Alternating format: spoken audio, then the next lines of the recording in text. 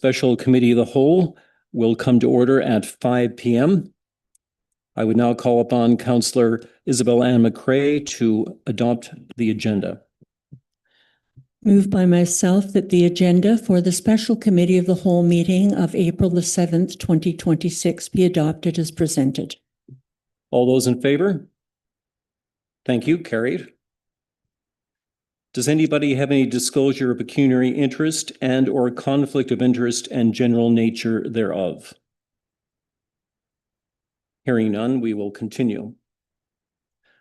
The purpose of this public meeting is to hear an application by a zoning bylaw amendment number ZBL-01-2026, Robert Bentley Crane and Ingus Canada Limited, care of Chris Clark, 1 Rogers Road.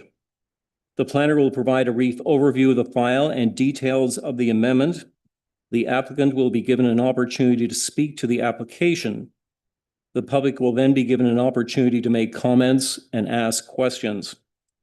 A person or a public body who has the ability to appeal the decision of council for the zoning bylaw amendment to the Ontario Land Tribunal must make oral submissions at the public meeting or make written submission to the town of Perth before the bylaw is passed in order to be entitled to appeal the decision.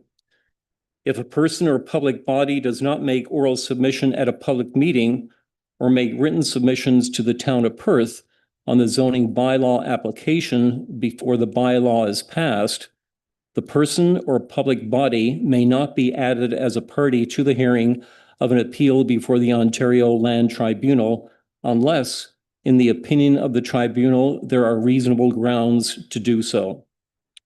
If you wish to be notified of the decision of council and any possible Ontario Land Tribunal hearing in respect to any of the listed applications, you must submit a written request to the town of Perth, or you must sign the attendance list provided at tonight's meeting. I will now call upon our planner, Joanna Bowes, to please give her report.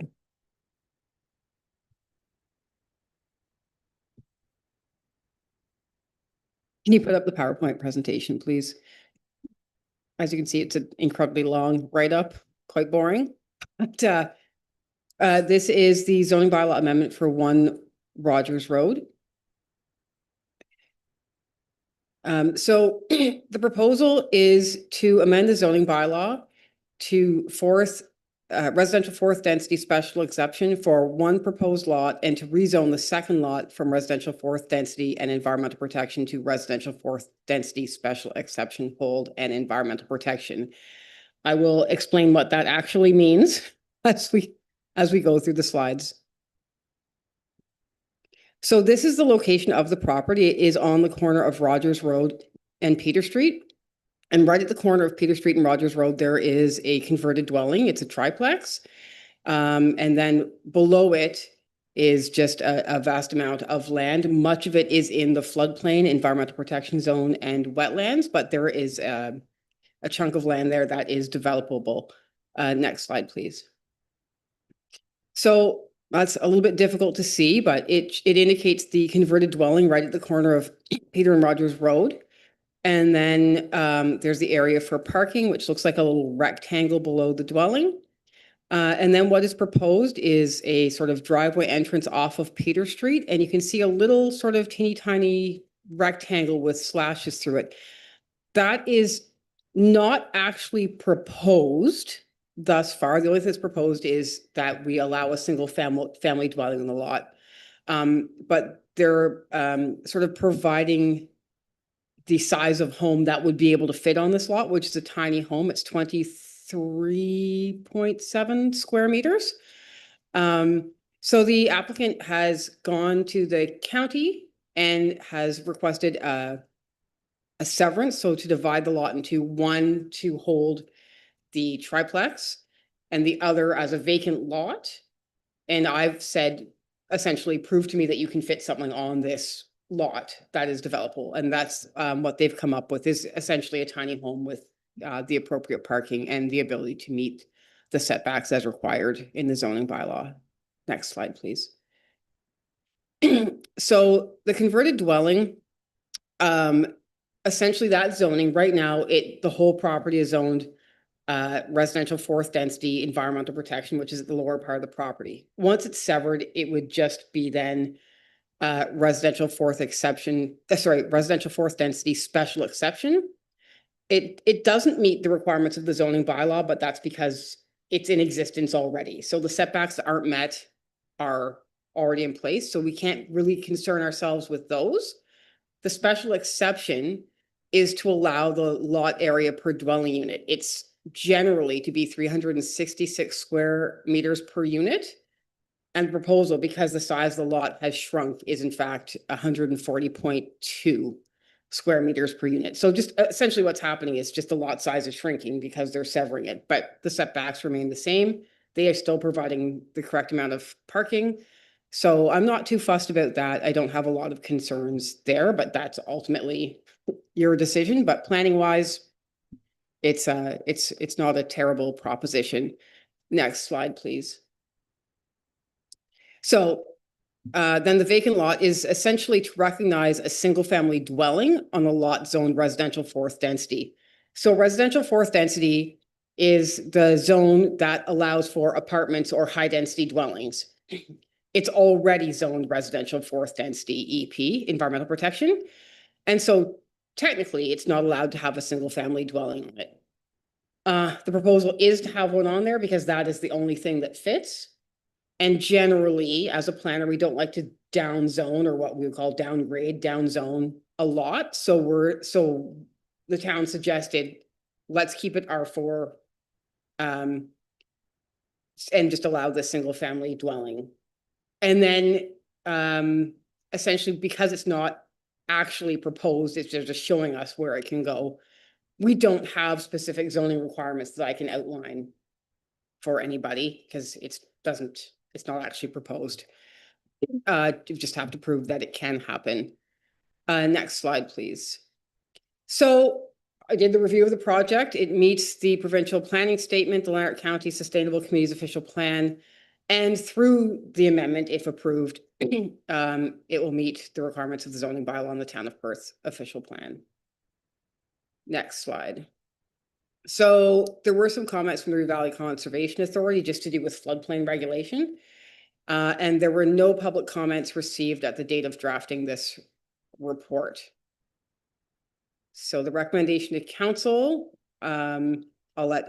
that's councilor member's job to review that. So I will stop there, see if there are questions. Are there any questions from any member of council? Mayor Brown.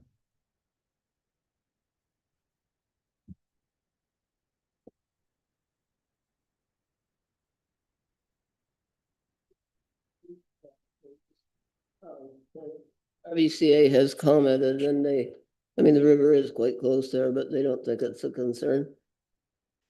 That's correct. They are not concerned. It will be out of the floodplain. Okay, and the other, this came out in the report is, and we know that KVAN plans on putting double lane access there, but they feel as if this is not going to interfere with their plans. So the KVAN's access route is down Peter Street, which may require road widening and various things. Because as you rightly say, the entrance goes sort of right out onto Peter Street, right where any roadworks would be occurring. I did have some concerns related to that. And so I did speak to KVAN representatives in the Department of Traffic, as well as I spoke to our own expert witnesses, who both noted that they didn't have concerns with relation to traffic. Councillor Smith. My question was just about the same as the mayor's. I was concerned that there would not be enough room for the emergency lane, which I believe was going alongside Peter Street to join the new bridge that was there. They did talk of an emergency lane for emergency vehicles only. And I just wondered, well, you've answered the question. It's not going to interfere, correct? Right. So we don't have any final settlement yet with Kaivan, so we don't have any specific detailed design. But what we have to work with, the experts feel that this will be okay. Okay, thank you. Counselor Bold. Thanks, Chair. So, Joanna, just so I have it straight, the severed lot, even though it's an R4 density zoning, doesn't have enough, because of the environmental protection, doesn't have enough physical space to really develop it. Is that correct? Yeah, and I struggled with this too. It actually took me a lot longer to write this report than you would imagine. I was really struggling with it. But yeah, essentially the first one is just a triplex and you're just on a smaller lot. Yeah. Whatever. The second one, there's hydro easements. There's parts of the lands that aren't owned. They're owned by like navigable waters. And then there's some that are right in the floodplain. So there's just a sort of a tiny portion of the lands that can be developed. And essentially, you know, in fact, I was sort of saying to the developer, I don't think that you can develop anything here. You're going to need to show me that Exactly. something can go here, which is why, you know, we have that diagram of the tiny home that's 23 square meters. So it is a very small home, but now I can confidently say that the land could be developable. Do I think it could be used for other things as well? Probably, but I think the intent is probably the sale of the lot at the highest price. So that's, you know, the route that the owner was taking. So would it be safe to say that the highest and best use, given what you've just stated, would be for a small property? Yeah, the highest and best use is probably for a single family dwelling. Like I think there are other uses that might be more likely to occur for sure. Which would be? It would depend on who purchased it, right? It could be used as staging grounds for the Kaivan subdivision. If Kaivan was interested, it could be used as excess parking overflow for other lots. But in terms of planning highest and best use, if you can fit a tiny home on there, then that would be the highest and best use of land. So just a follow-up, if I could, Chair. So the provincial policy statement, you've already noted that it's okay with the new provincial policy state for density. The only question that I would have or concern, has anybody brought up concerns about the aesthetics? So you've got an area that's developed into single family homes, and I don't care where we're going in town. I mean, my concern, if somebody was going to put a couple of tiny homes beside my lot and I was in a, you know, I had a single family home, is the aesthetics of a tiny little home all of a sudden appearing in a neighborhood that is predominantly single family homes. Is there anything to address that, or is that just a given that if they want to build it, they can build it? The direction the province of Ontario is going is build as many houses as you can. And while I agree with you, in a previous life, I worked with the development permit system that very much was you can build similar to what is around you, and that was that was essentially the zoning bylaw, but called a development permit system. So if you had a bunch of single families around, that's what you were going to build. That is not the case here. And in fact, because the province has taken a lot of the planner's ability to talk in site plan about what things look like, right, there's essentially nothing that we can do with this at all. All right. Thank you. Are there any other questions from council to our planner? Thank you very much, Joanna. At this time, do we have any comments from the applicant or a representative of the applicant?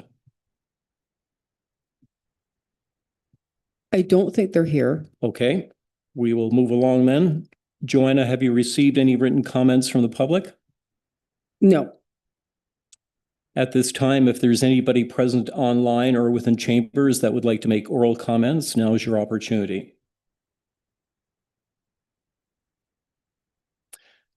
Seeing none, then I will call upon Councillor Boat for the motion that's in front of you.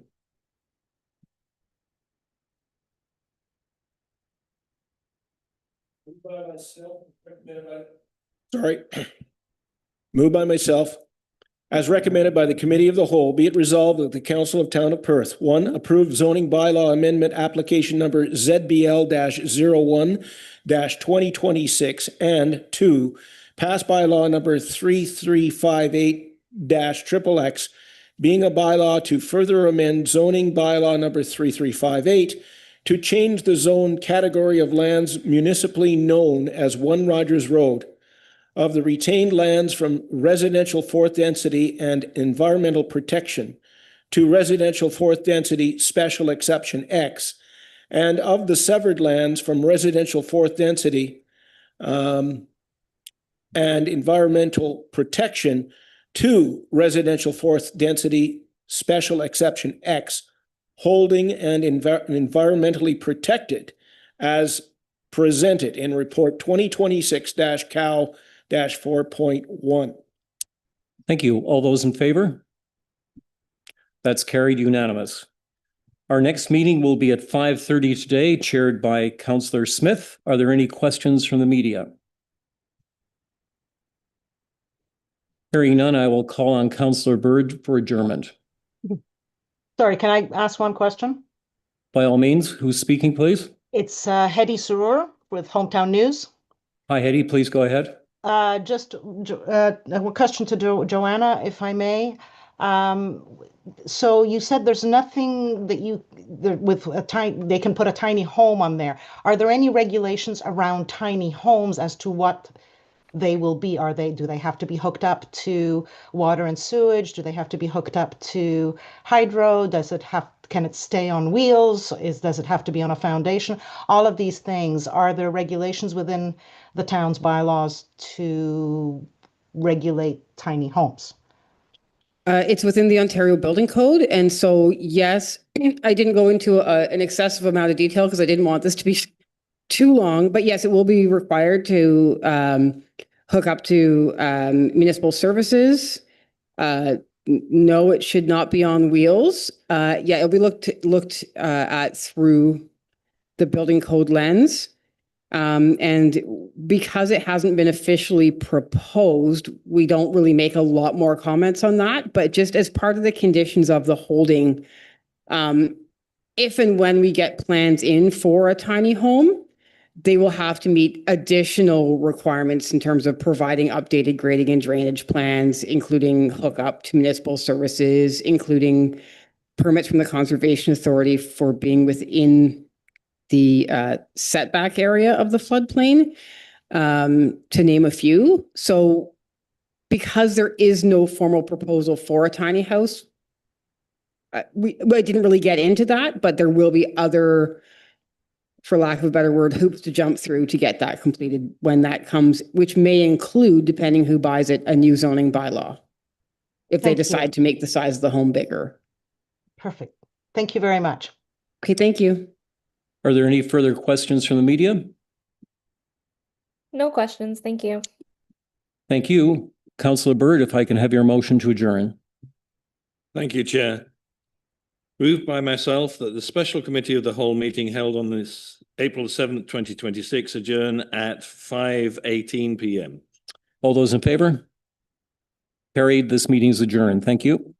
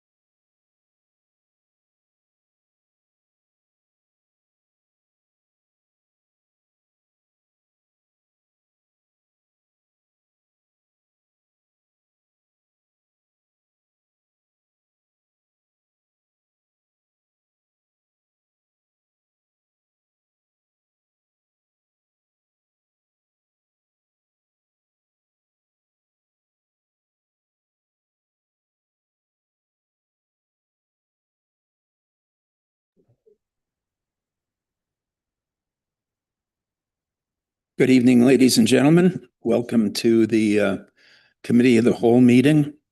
This is the fifth meeting in 2026. And my name is Barry Smith, Councillor Barry Smith, and I'll be chairing the meeting tonight.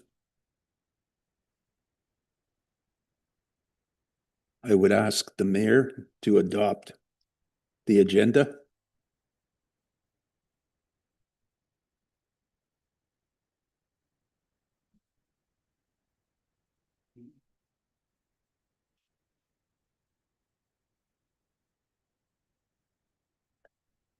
That the agenda for the regular committee of the whole meeting of April 7, 2026 be adopted as presented.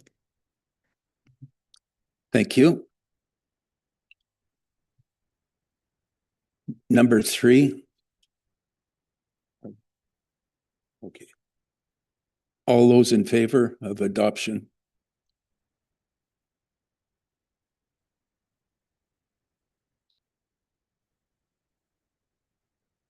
I would ask that anybody who has a pecuniary interest and or conflict of interest and general nature thereof, this would be the time to disclose it. Seeing none, we'll go on. But if someone realizes it at the time of the meeting, you can bring it up at that time. 4 is public meetings. There are none scheduled for tonight. And Councillor Bird, I would ask you to approve the minutes from March 10th, 2026 for the regular Committee of the Whole meeting. Thank you, Chair. Moved by myself that the minutes of the regular Committee of the Whole meeting held on the 10th of March, 2026 be approved. Thank you. Tonight we have okay. All those in favor of adoption of the minutes?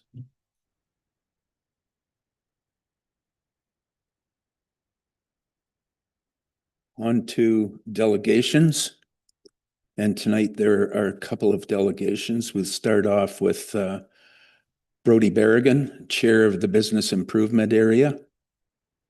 Brody, I'd invite you to come up.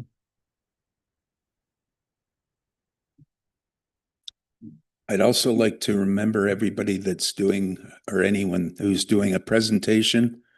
We have a big agenda tonight, and I would ask everybody to stick to 10 minutes, and the timer is on the screen up here. Go ahead, Brody, whenever you're ready. Thank you, Mr. Chair. Good afternoon, good evening, everyone.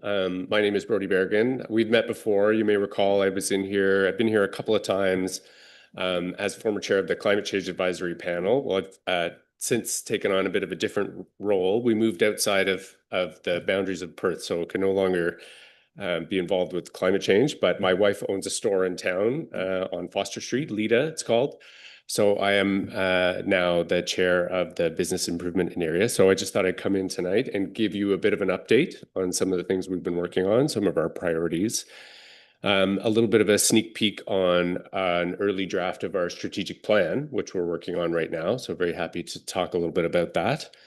And wanted to talk a little bit about the importance of economic development as a priority for this town, for the businesses within the BIA, and hopefully for this council and its members. So I do have a short presentation. I will try to be as efficient as possible, Mr. Chair, but please just raise your hand or give me a signal if I'm dragging on too long, all right?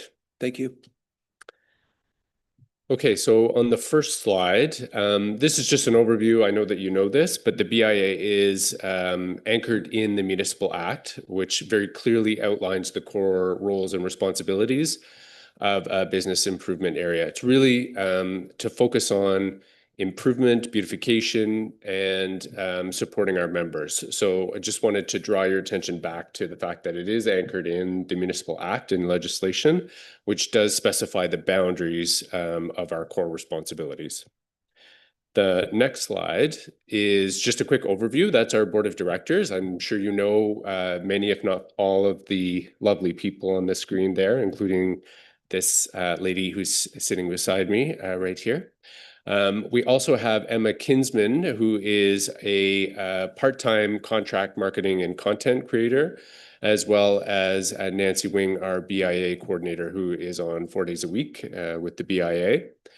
It is a volunteer staff. It is community-led, a volunteer organization with one full-time staff person and one part-time contract. We are led through our executive committee, a promotions committee, a beautification committee, and the Stewart Park Festival Committee. I think people often forget that the Stewart Park Festival is actually a committee of the BIA and not its own standalone. Yes, I know you know that very well, Councillor. But it is important to remind people. On our next slide, I just wanted to give you a bit of a snapshot of what some of our current priorities are. So these are the things that we are very focused on right now and for the next several months up until the next municipal election, at which point the BIA board will be dissolved and will have to be reconstituted when there's a new elected council. The very first thing on the left-hand side of the screen is that we are implementing a new BIA board governance model. Governance is not always the most fun thing to talk about, but it is very important. It's a foundation of a successful organization. And so we're in the midst of a pretty fundamental shift actually right now.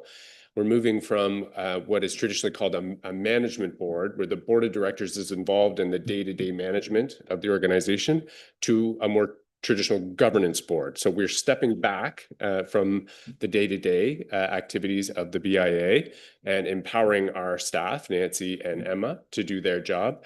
And we've been very grateful to have a very strong partnership with the town and with the Director of Community Services, who is supporting a lot of that transition and our day-to-day sort of management from an operational perspective. What we're doing, this is really important, I think. So it's going to give us some more time to step back and look at the big picture and our strategic priorities, where we want to go as an organization and what we think we need to be focused on in the future. So we're in the midst of that process right now. It's liberating us to focus more, as I said, on our strategic plan. So we're working on that as well as a core priority. We held an open house last Monday with some of our BIA members. It was fairly well attended here in the Sunshine Room.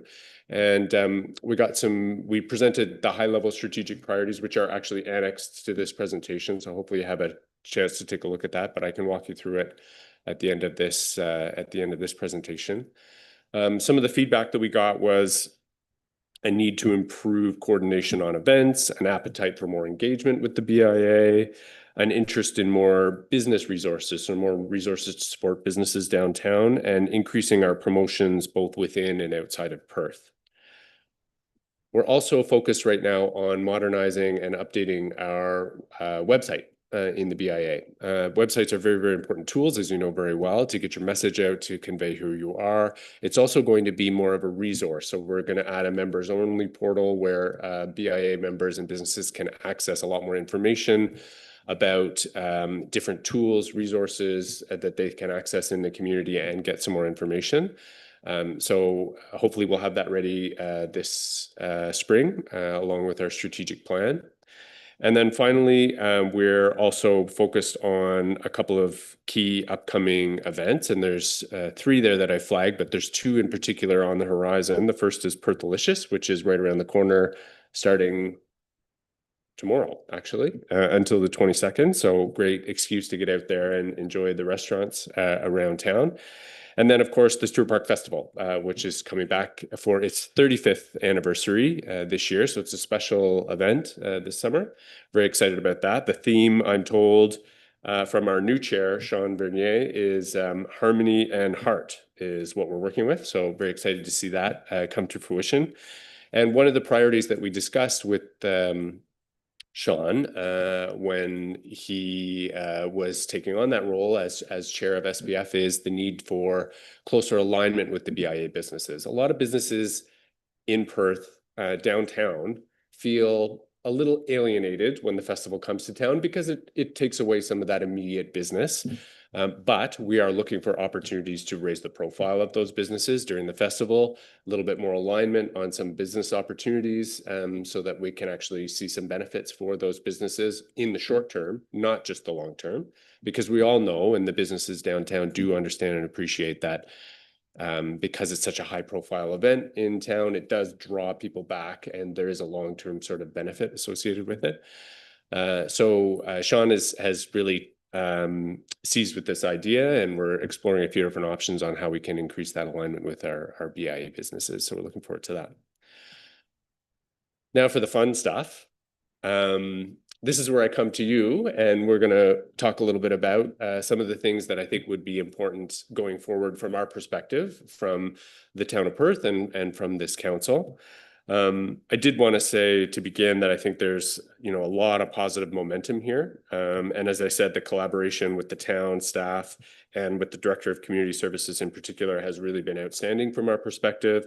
We've really integrated at the staff level. We have a high degree of trust, and I think it's a very, very solid foundation to continue that partnership. So I did want to make that point very clear here tonight. I do think, though, collectively, as a town, as a council, as a community, we should be asking ourselves on a regular basis if we're doing everything that we can to support businesses and economic development in the town of Perth. And this slide provides a few high-level suggestions on where we think in the short term we can work better together to raise the profile of economic development as a priority for town. The bottom line, I think, and I'll walk through these in a second, the bottom line is that we really want to see an evolution in the mindset around ECDev from sort of a figure it out as you go or figure it out for yourself kind of mindset, where business owners are having to independently navigate various permits, applications, and fees, to a mindset that is more, how can we make this work for you? It is a fundamental shift, and I do think it will require some work on the part of business owners and the BIA, and I think there's some things that we could do at the town level as well, to be more proactive and coordinated and service-oriented in our approach to economic and business development for the town of Perth.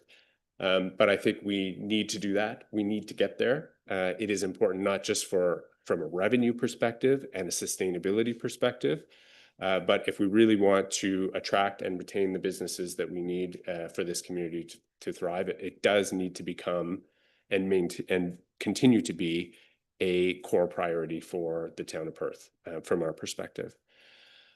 So just quickly going through some of the ideas on that previous slide, if I may. Yeah, thanks, Michael. We do, as I said, want to prioritize economic development by making it a central focus of council decision-making and municipal planning. First of all, we think it's important for the BA to have meaningful participation in the development of an economic development master plan. And my understanding is that that is something that's in the works and under discussion. So that's very encouraging. We do think it would be appropriate to adopt a pro-business lens for council decisions, particularly related to fees, levies, bylaws, et cetera, to attract new investment, retain existing businesses, and support economic growth. We could talk a little bit about what that might look like.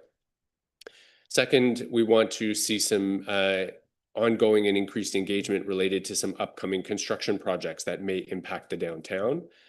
We need to pull in the BIA to collaborate on engagement and supports for the business community. There's a couple things that come to mind there. One is the Highway 7 construction. That's going to be huge. That's an opportunity, actually. I think that's a real opportunity to literally point the way downtown as a destination for shopping for the town of Perth. And then there's the very technically termed Big Dig that we're anticipating for Gore Street, which will be very disruptive for a lot of businesses downtown. And so opportunities to continue to discuss, how we can mitigate the impact that will have on our business community, I think are very important going forward. The third is empowering local organizations to lead community-based projects and increase collaboration on sponsorship and marketing opportunities. So we do think that's one way of basically just saying, we would encourage you to lean on us a little bit more in the future, where appropriate, to help lead on some of these community initiatives. I think communities in bloom, I know you had this discussion recently. I understand that there are some considerations around that. I do, however, think that that was something we could have taken on, and we probably could have made that work. And so that's one example of an area where I think there's opportunity, but we would encourage you to consider looking to the BIA and other community organizations, not just the BIA, as potential partners to support a lot of the heavy lifting on some of those initiatives in the future. And then finally, I couldn't come to you and not mention the budget cycle and how we really want to make sure that a couple of our key items get profiled there. But I'll leave it at that for now. Like I said, our key takeaways, I think, from this slide are that we need a business-friendly lens on municipal decision-making and administration, that it's not just the town, that there is a role for community organizations like the BIA, and we can do more together to improve coordination of existing resources and activities. And then finally, and most importantly, just the importance of elevating economic development as a core priority for the town of Perth. I cannot stress that point enough. I'm sure you would agree. I hope you would agree, but this needs to be a core priority moving forward for this town. Then the last couple of slides, which I'll just quickly glance through, Michael, if that's okay, is maybe the next one. These are our proposed draft strategic pillars for our upcoming strategic plan. The first is being a champion for BIA businesses here with the town and our community, attracting more people to the downtown core, beautifying our downtown, elevating the BIA. This is focusing on our core governance to make sure we have a solid foundation going forward as an organization, and then empowering our businesses with the tools and resources that they need to succeed. And the slide after that, which I will not go through here tonight because that will take a little bit more time, gives you a bit of a sense at this stage directionally where we're proposing to go under each of those 5 themes for our strategic plan. The next step here will be to go one layer deeper and identify some specific activities and timelines for implementation for this strategic plan. But I would be happy to talk about that or anything else that I've raised here tonight. More than anything, I just wanted to have a touch base, give you an update on what we are working on, and we'll make ourselves available for any questions you might have. Thank you. Thank you, Mr. Berrigan. Questions? Mayor Brown?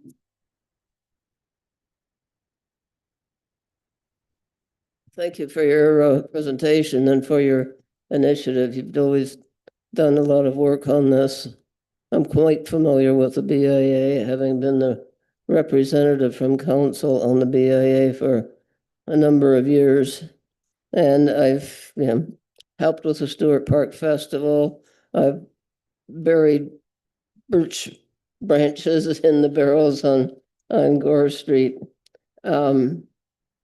I guess a couple of concerns is, I remember a time when Harry Hale said to me, you better do something spectacular because there's 8 empty stores in the downtown. That is not the case any longer. And as a matter of fact, in recent time when the stores moved to Shaw's, those stores were immediately taken up on by other stores. It's a success story. So I guess my question would be, how do you see it happening? Who will do it? And the one other thing is businesses on the periphery get quite jealous about the amount of attention that's paid to the BIA. So I guess that's my question. Who would do it and how would you do it? Thank you for the question, Mayor, and through the chair.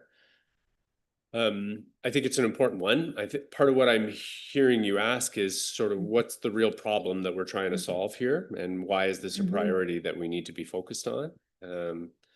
I think there's a few different ways that we can answer that question. One is, you're right, businesses have quickly, for the most part, jumped in to fill vacancies, but we still see a lot of turnover. We still see a number of vacancies in the downtown core. And I know when I think of our own business and a lot of our members, when I talk to them, it has not been very easy. A lot of these businesses are just getting by, I don't know what the expression is, by the skin of their teeth. It is not an easy time at all to be a small business owner. It's not just a Perth thing by any means, anywhere in municipalities across the country. The Canadian Federation of Independent Business has a red tape report that they release every year, and the 2025 report had some shocking statistics in it again around just how important certain initiatives are, like streamlining red tape and regulations and red tape reduction more broadly. So these are issues that I think are important that we can focus on. When you ask who can do these things, I think it needs to be both of us. So for the BIA, what we need to do, we need a plan. We need a plan. We need to have some priorities that we can focus on, and we need to get our own house in order to make sure that the management of the BIA is as effective and efficient going forward as possible. So we're taking some steps towards that. Councillor McCray can attest to that, I'm sure, and I'm happy to speak to it.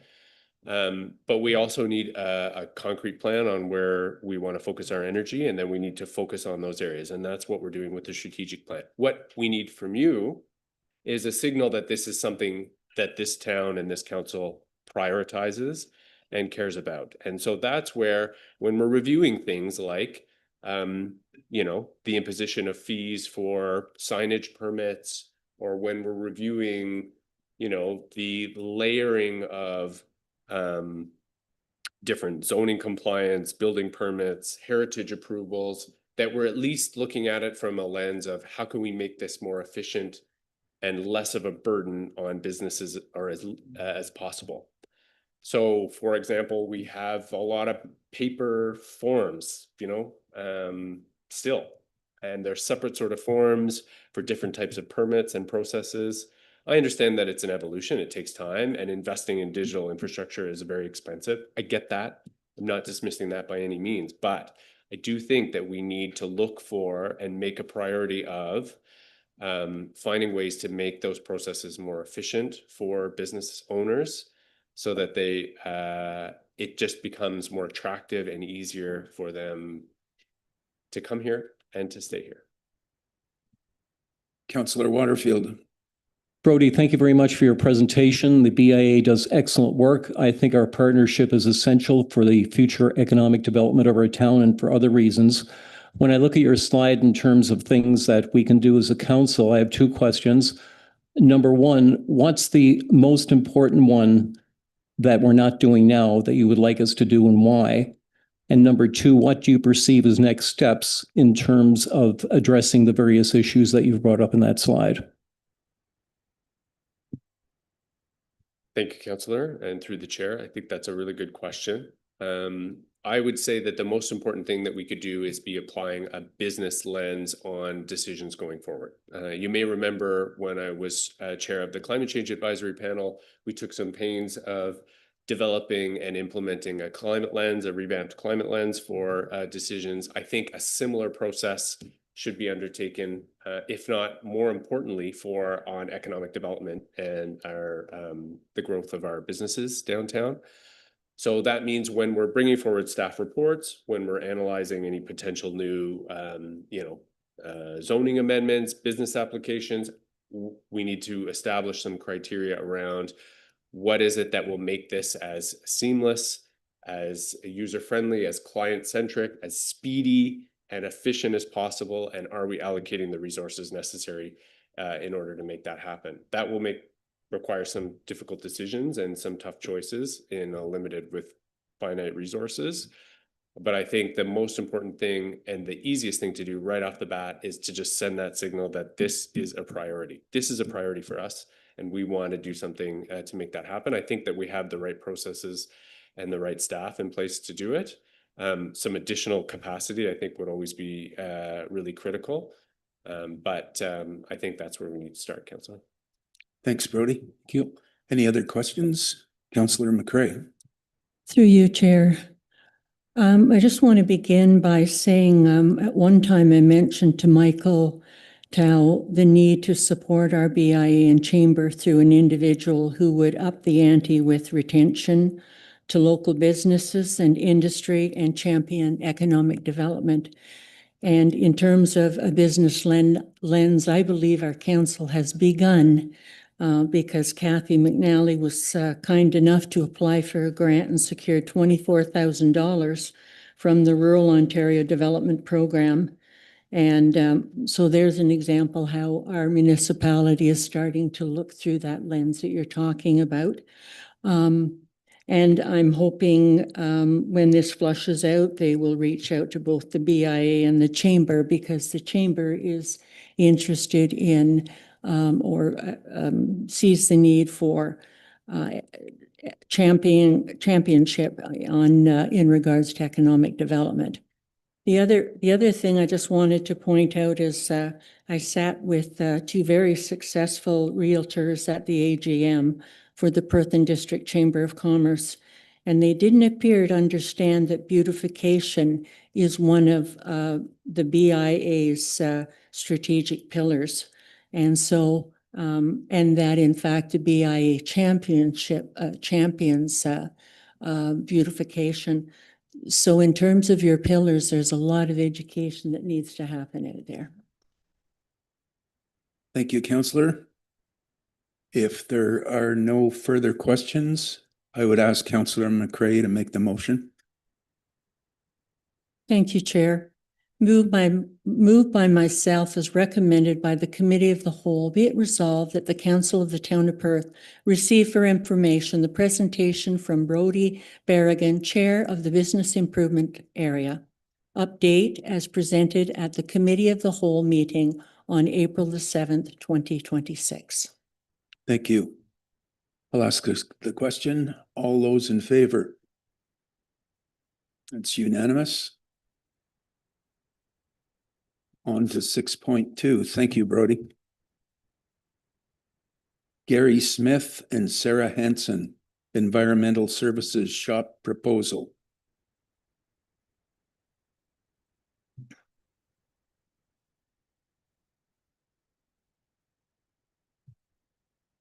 Thank you.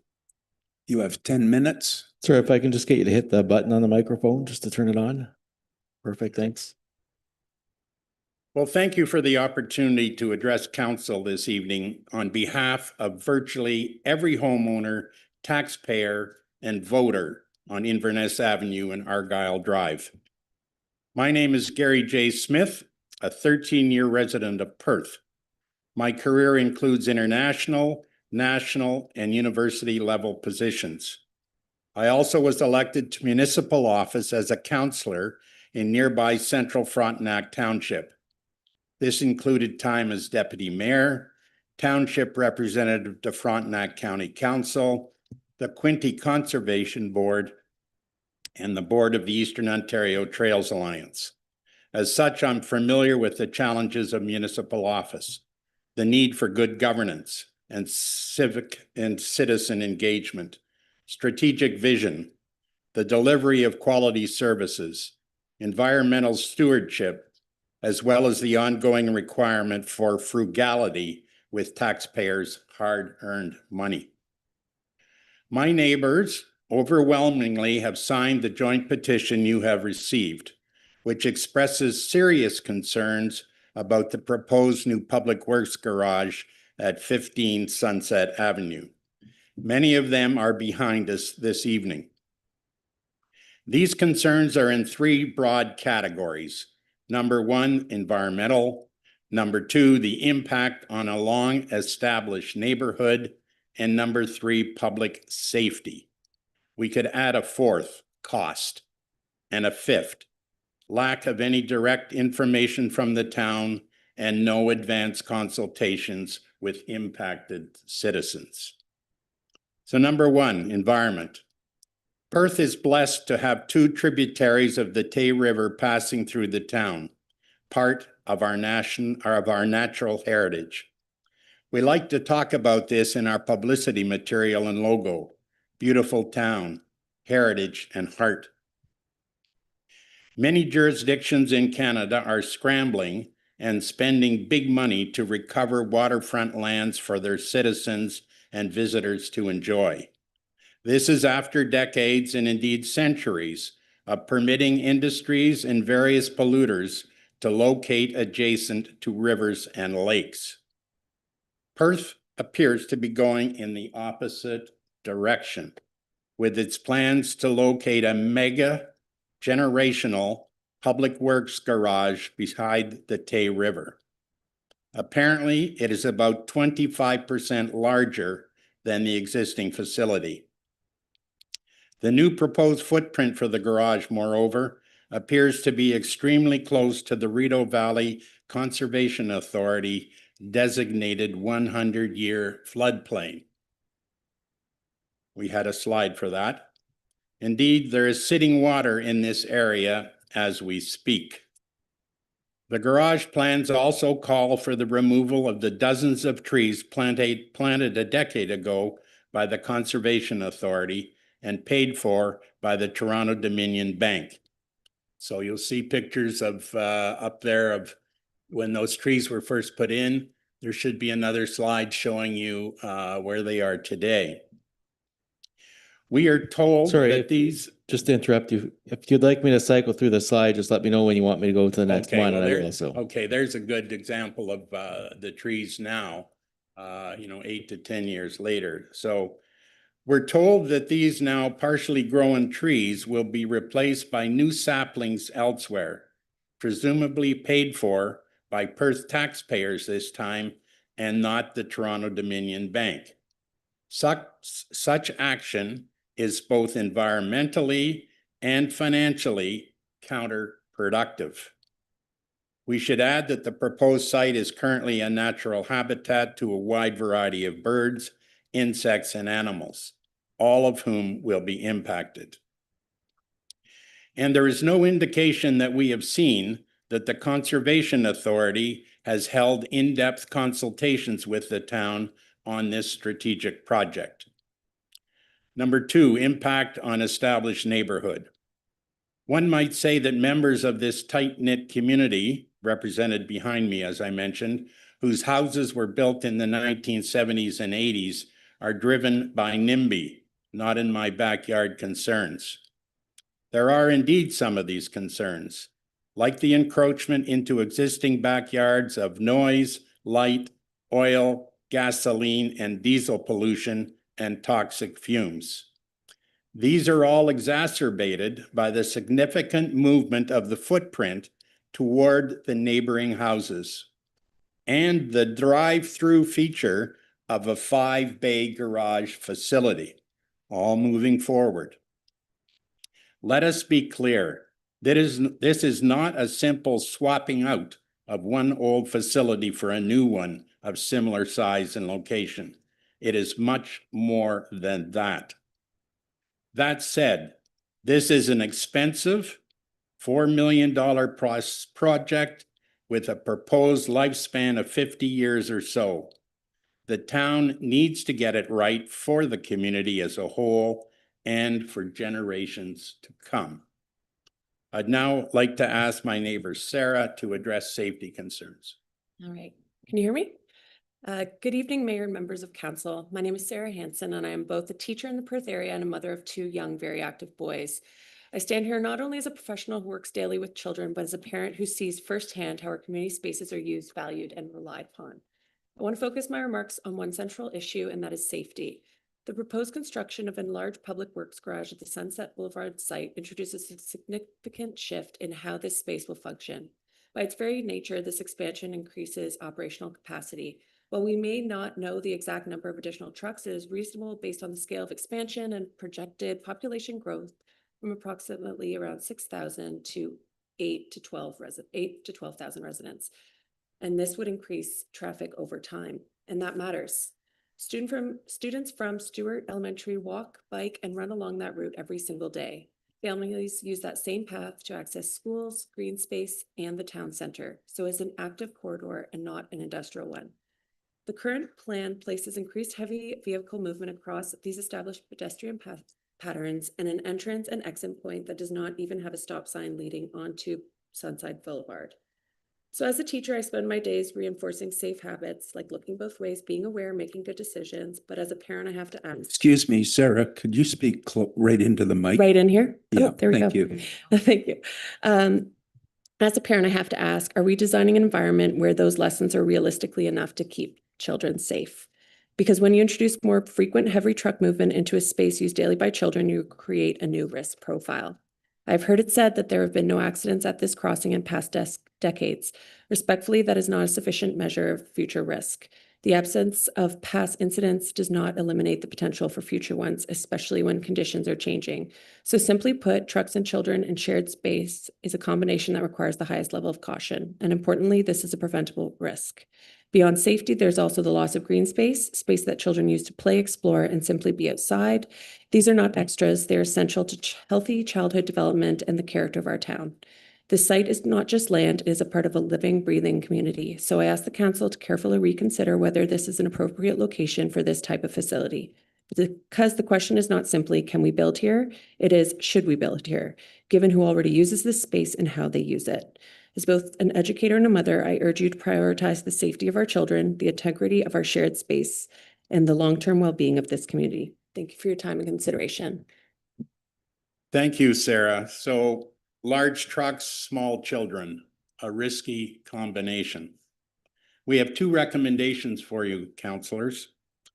One, we recommend the town not rush into precipitous action, but undertake a root and branch re-examination of alternative town sites, away from the river, away from the floodplain, away from established homes, and away from an elementary school. Second, in terms of sparing the taxpayer in general, but more so in this election year, we also recommend that the town of Perth enter into serious discussions with Lanark County to examine the financial and logistical benefits of sharing some or all public works services. The issue of redundancy. After all, the two public works sites currently are only a half a kilometer apart from each other. Let's work together on this for a better solution. Thank you. Thank you. Councillor Waterfield. Thank you, Chair. I have a comment and a question, if you wouldn't mind. I would like to thank Gary and Sarah for your presentation. I believe we as a council should actively listen to citizens' questions and concerns with respect, respond with accurate information, and be open to recommendations, especially those concerning safety. Please note, as chair of the Rideau Valley Conservation Authority, I'm confident that any project that will go ahead in the town of Perth will be with the permission of the RVCA and its regulations. At this time, through the chair, if I may, I'm thinking perhaps if we could call upon our Director of Community Services, Kathy McNally, to perhaps address some of the concerns that have been raised, if we can kind of have this discussion now as much as we can. Would that be all right? Sure, if it's okay with the director. Oh, okay. Nip it in the bud.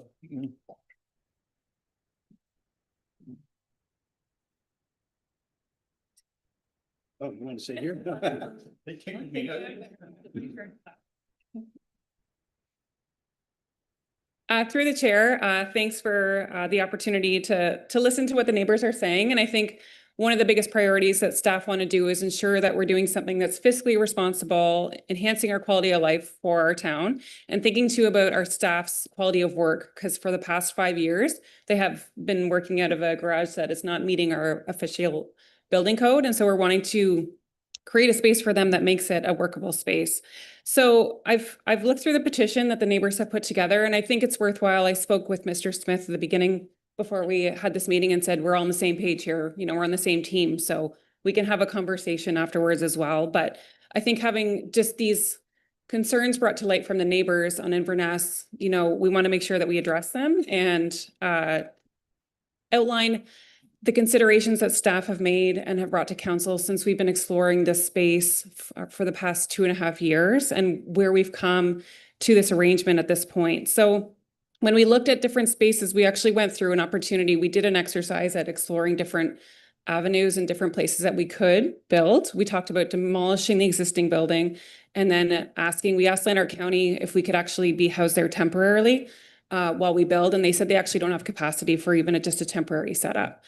We looked at other facilities, other buildings, lands that we had, but that would require servicing for our water, sewer, and roads, and that would cost us about $3.5 to $5 million.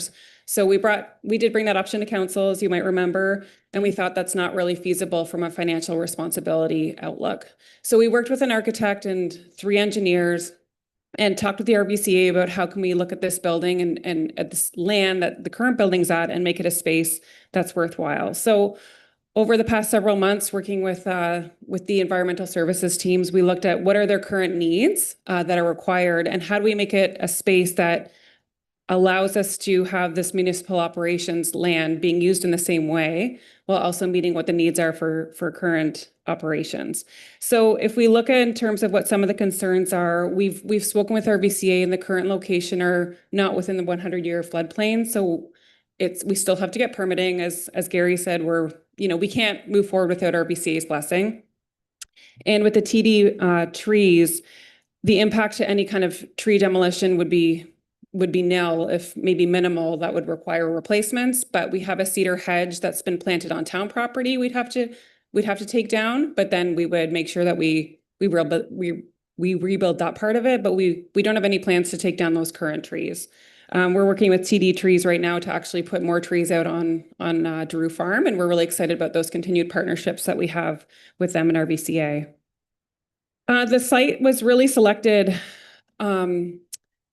honestly, for the lowest cost for the taxpayer in the sense that we don't have to go and have land acquisition, purchase new land, or use our existing lands and have it serviced. And so we said this land that we currently use is already serviced, and so how do we make it work within the existing footprint?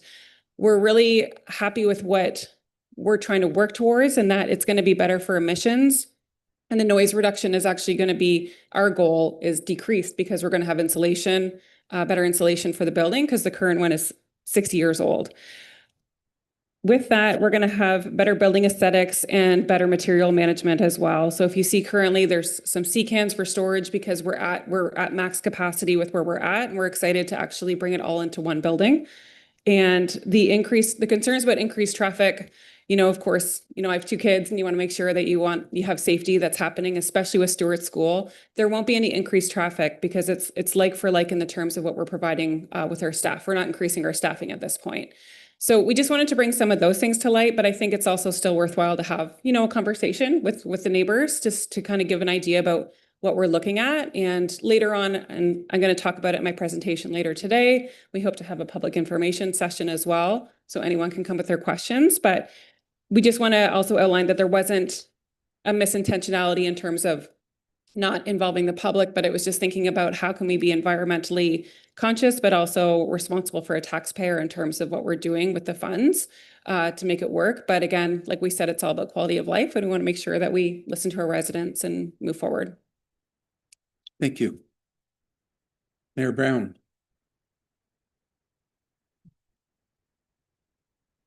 I'd like to pick up on one of the points that Kathy made, that about rushing into it.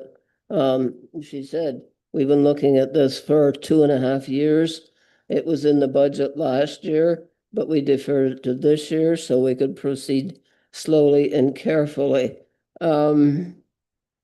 I don't know how many of you are aware, but the town has grown by 1,000 through infilling in the last couple of years. The town is predicated to grow to over 8,000 by 2035. So we're going to need space, and the town doesn't really own very much property itself. So this seemed like an ideal opportunity. Councillor Bird. Thank you, if I may, to the Chair. Thank you, Gary and Sarah, for your presentation. I hear what you're saying. There's a couple of things, if I may, through the Chair, make a couple of observations.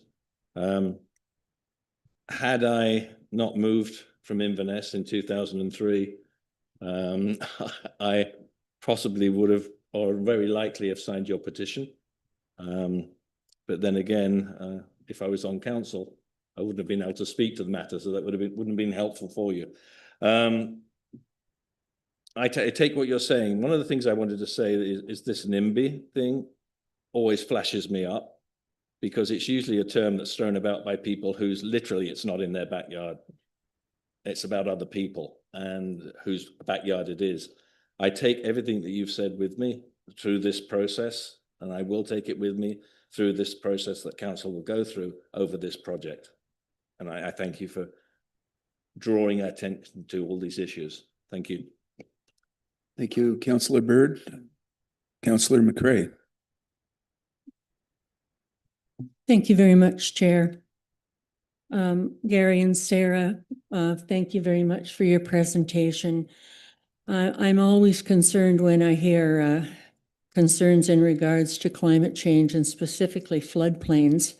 I just wanted to say that if you follow us this evening, we're actually, we did have we secured our official plan. It was passed by Lanark County, and now we are proposing looking at each and every bylaw, and that's one of the things we will be doing. But more specifically, in section 3 of those bylaws, it goes into regulations of floodplains, floodlines, floodproofing, and flood hazards.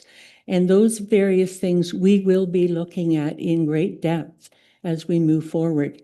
The other thing is, in the material I've read, we haven't got to the public consultation piece that you mentioned, that you were hoping that there would be engagement by the neighborhood. That is still to come. So those are some of the things I just wanted to mention. And one that I wanted to mention so that everybody has an understanding, and it was brought up by our deputy mayor, and I thought it was a very good point when we first started out on the whole notion of this project. And that was Deputy Mayor Ed McPherson brought up, why don't we contact the county and see if there's any way that we could work within the parameters of the county? And that in fact was done. And unfortunately, it wasn't a good news story. So thank you very much for your input. And as we move forward, we'll certainly take those suggestions and recommendations into advisement. Councillor Bolt. Thank you, Councillor McCrae. Thank you, Chair. So Gary and Sarah, I actually live right across the street from where the building is. I've been renting there for a couple of years now. And I take, when it comes to the safety of the children, I take that very seriously. Just this weekend with Easter, I had a number of my grandchildren visiting, and they always like to go across to the Stewart's School playground.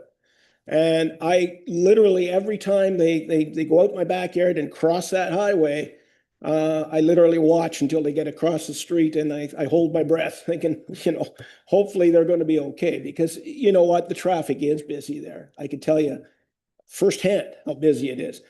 With respect to your concerns about added traffic, I think Kathy is spot on. I mean, the traffic from the town property, we're not buying a whole bunch of new trucks, not yet anyway, and so on and so forth. So we're not going to be increasing traffic abundantly. My concern going forward is there's a number of other things happening down the road from there that's going to increase a lot of traffic on that highway. And unfortunately, the town of Perth doesn't have the ability to expand our roads as much as we'd like to, because we're a 200-plus-year-old town, and we just don't have that ability.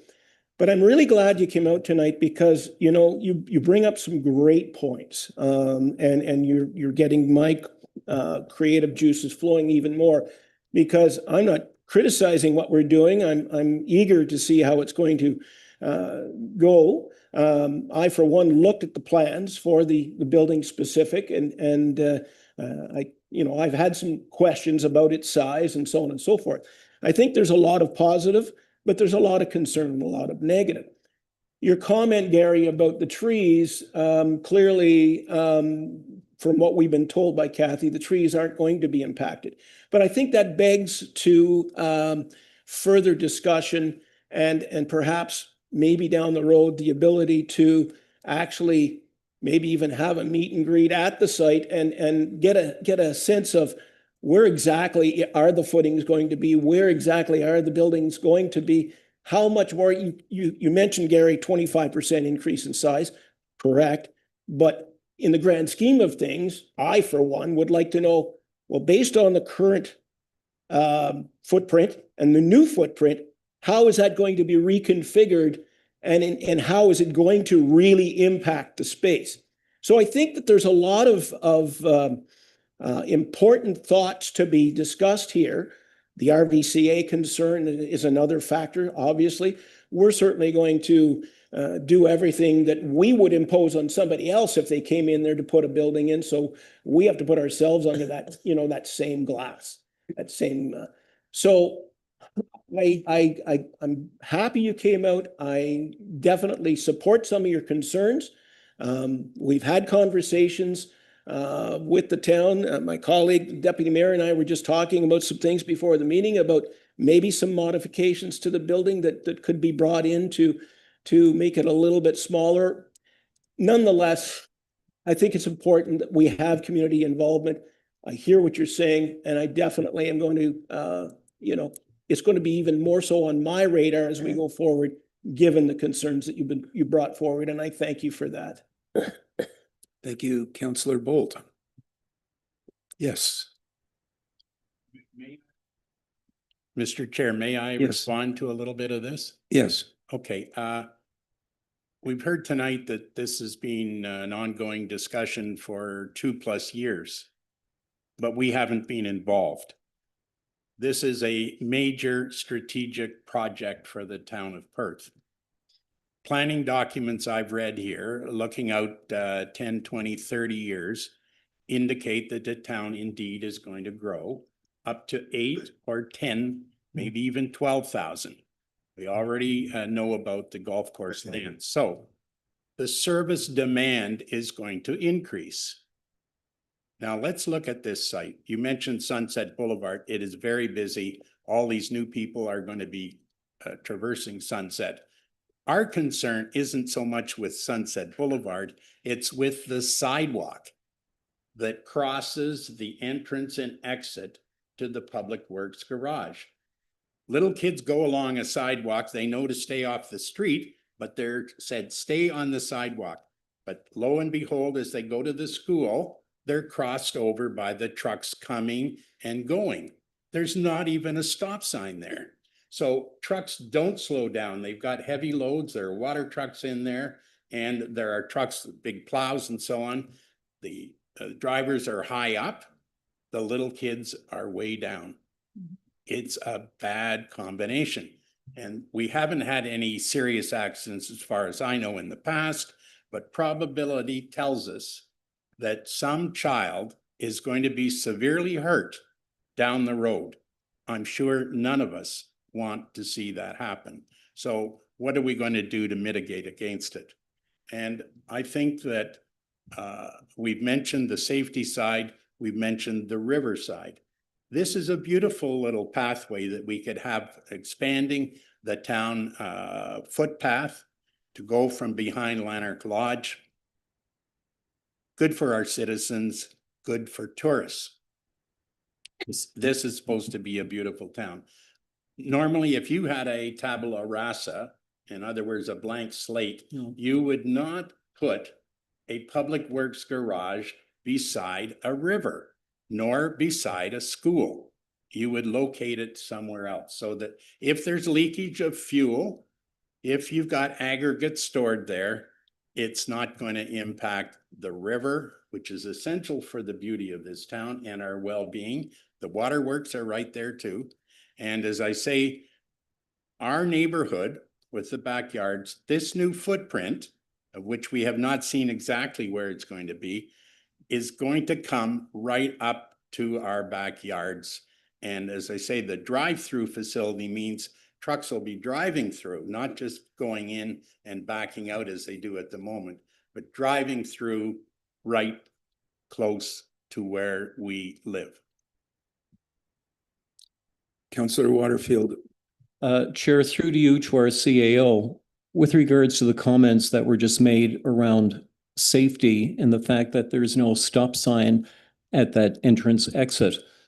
Is there any reason why we could not put a stop sign there and also do a kind of a safety analysis with regards to any other things that we can do to increase safety at that entrance exit?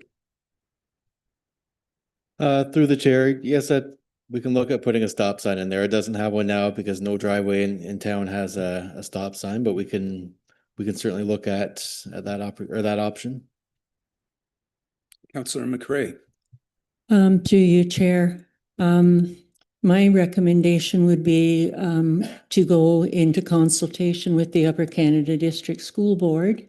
They would, you know, on a lot of cases, when I was a trustee, I worked with the municipal officials and we were able to come up with a really good plan on Patterson Avenue. There's an example in Carleton Place in regards to a safety zone and signage and all of those types of things. So that might be an avenue to explore.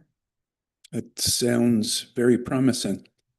I think at this point, if there's no further questions, I'm going to ask Councillor Bolt to make the motion.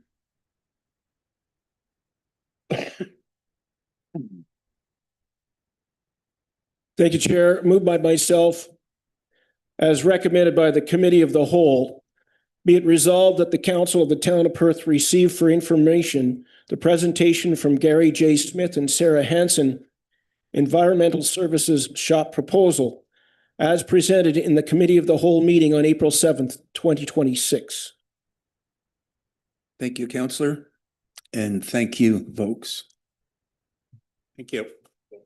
Thank you very much. I'll call a vote on that. All those in favor?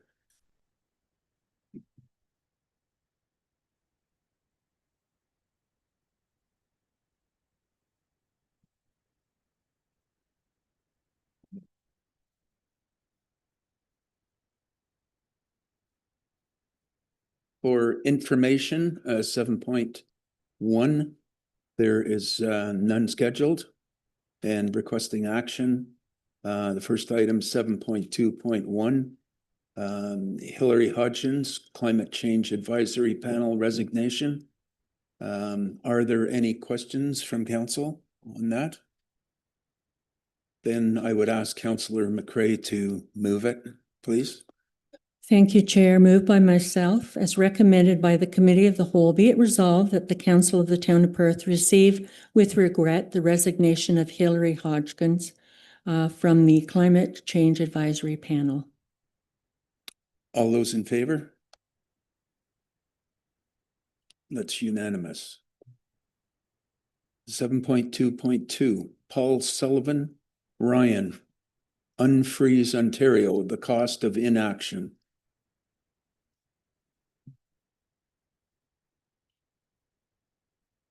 Councillor Bird. Thank you, Make Chair. that motion. Moved by myself.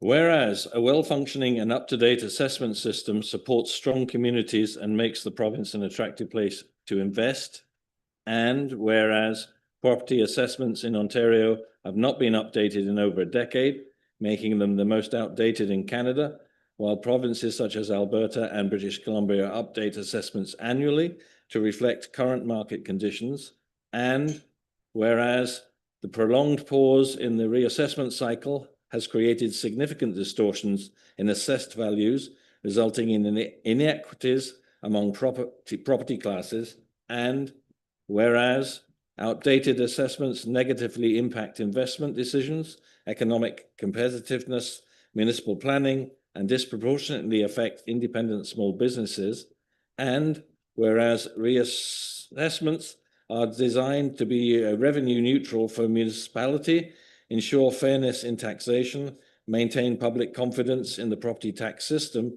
and support long-term municipal financial planning, and whereas a coalition of municipalities, chambers of commerce, tourism organizations, small businesses, and major property owners have called upon the Government of Ontario to update property assessments.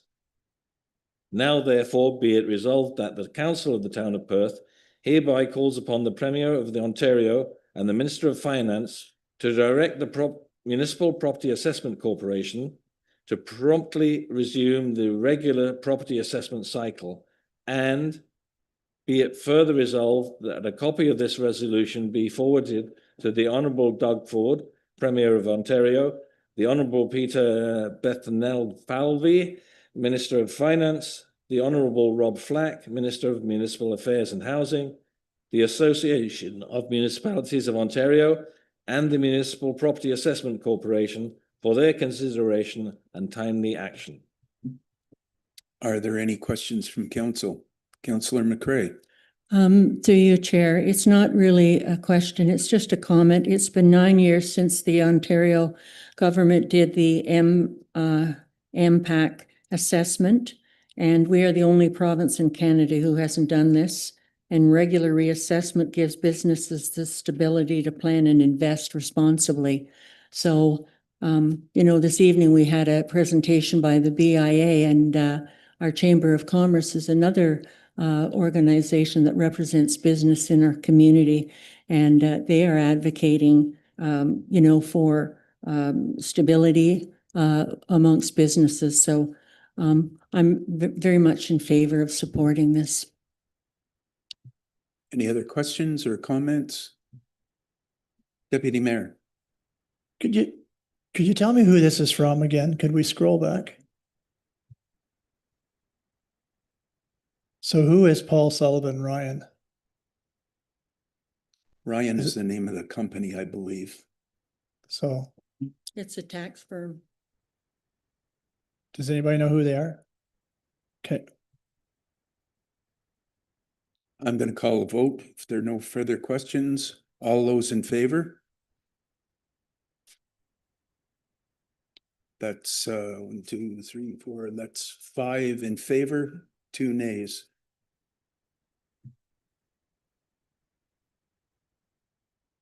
Staff reports. Approval of Group A building door replacement, 63 Gore Street. Councillor Bolt, do you want to make that motion? Thank you, Chair. Excuse me. Moved by myself as recommended by the Committee of the Whole, be it resolved that the Council of the Town of Perth approves the Heritage Perth Advisory Panel's recommendation to support the proposed design for the replacement of the front doors at 63 Gore Street East to replace and modify the front doors with 2-panel Vision Light fiberglass doors featuring a wood grain and lead glass look as presented in report 2026-CAL-5.1. Councillor Byrd.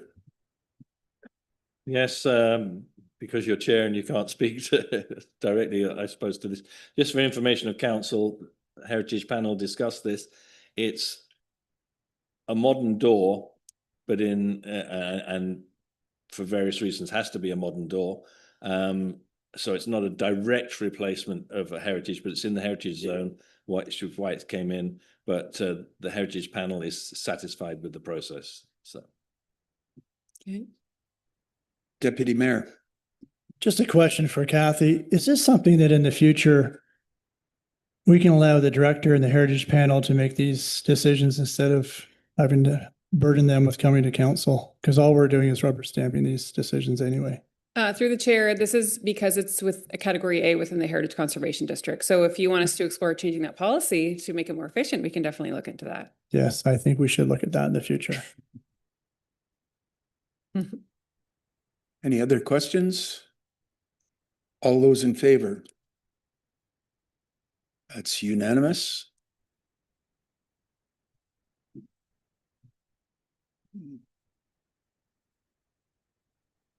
(8.2) Report 2026 CAL 5.2. Ontario Bring Your Own Alcohol BYOB Outdoor Event Permits. Kathy McNally. Should be making that motion. Councillor Bolt, I ask you to make that motion now before. Be happy to. Moved by myself as recommended by the Committee of the Whole, be it resolved the Council of the Town of Perth direct staff not to proceed with the development of a municipal bylaw or policy to permit bring your own alcohol, otherwise known as BYOB, at outdoor public events within the town of Perth at this time, as presented in report 2026-COW-5.2.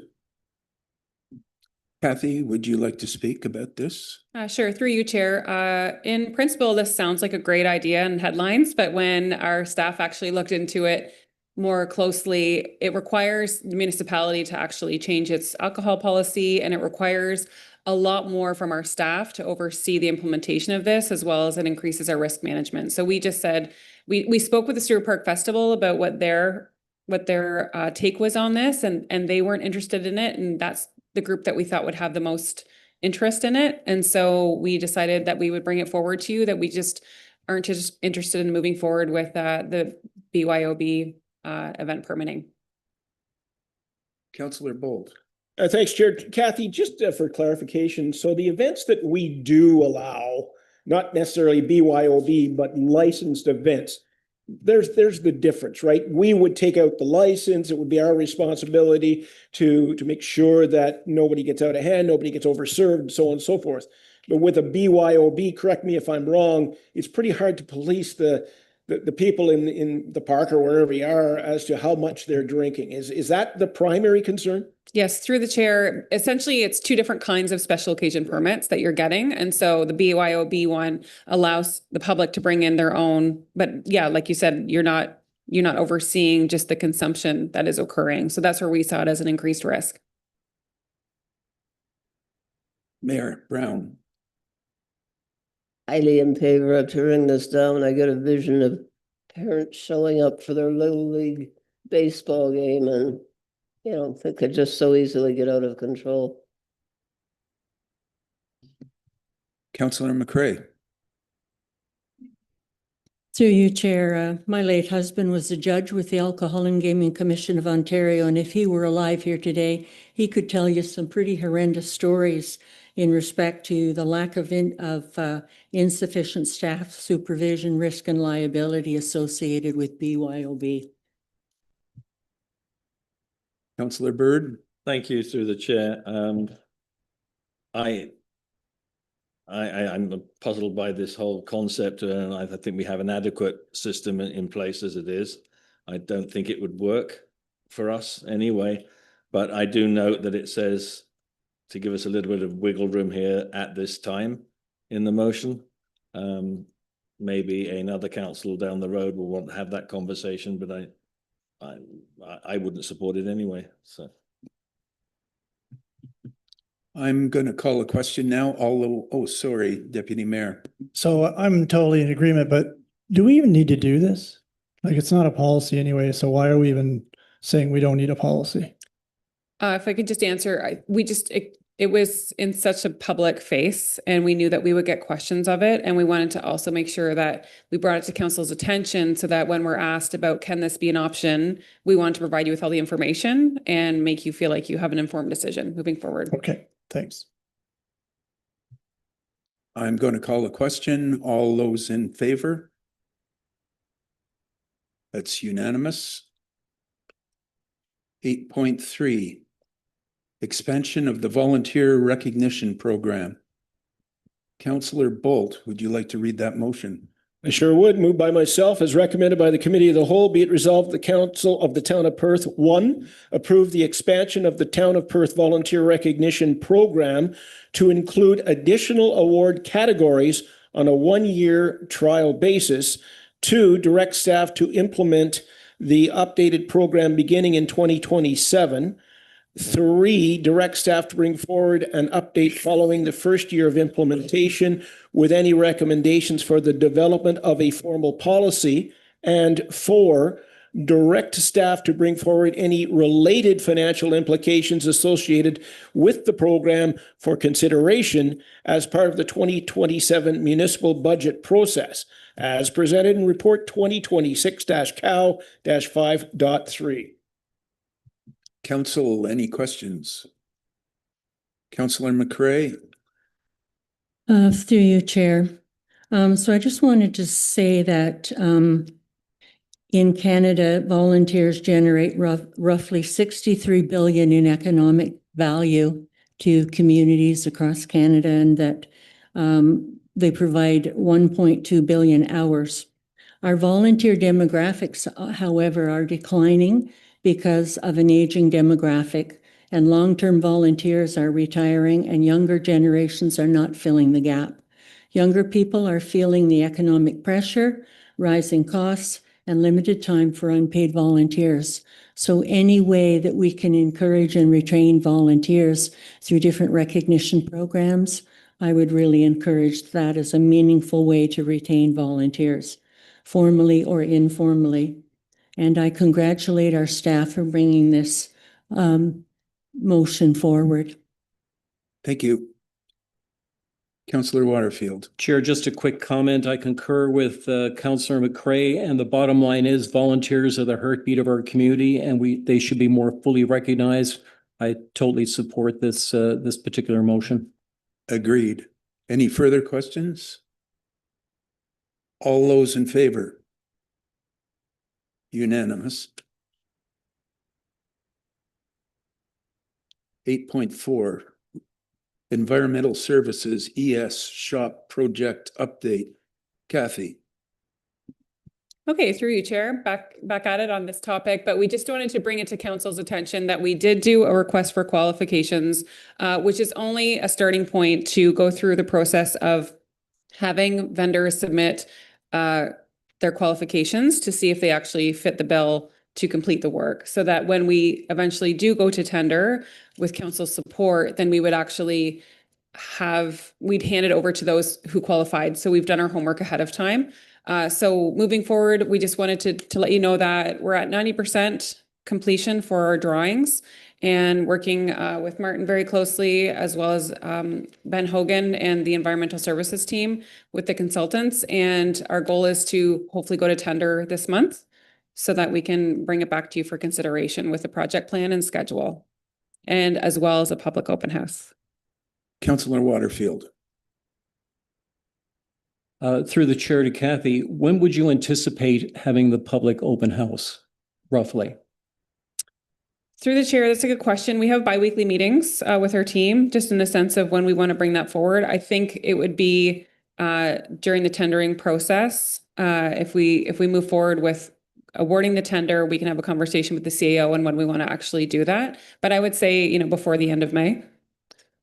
Follow-up question, if I may, Chair.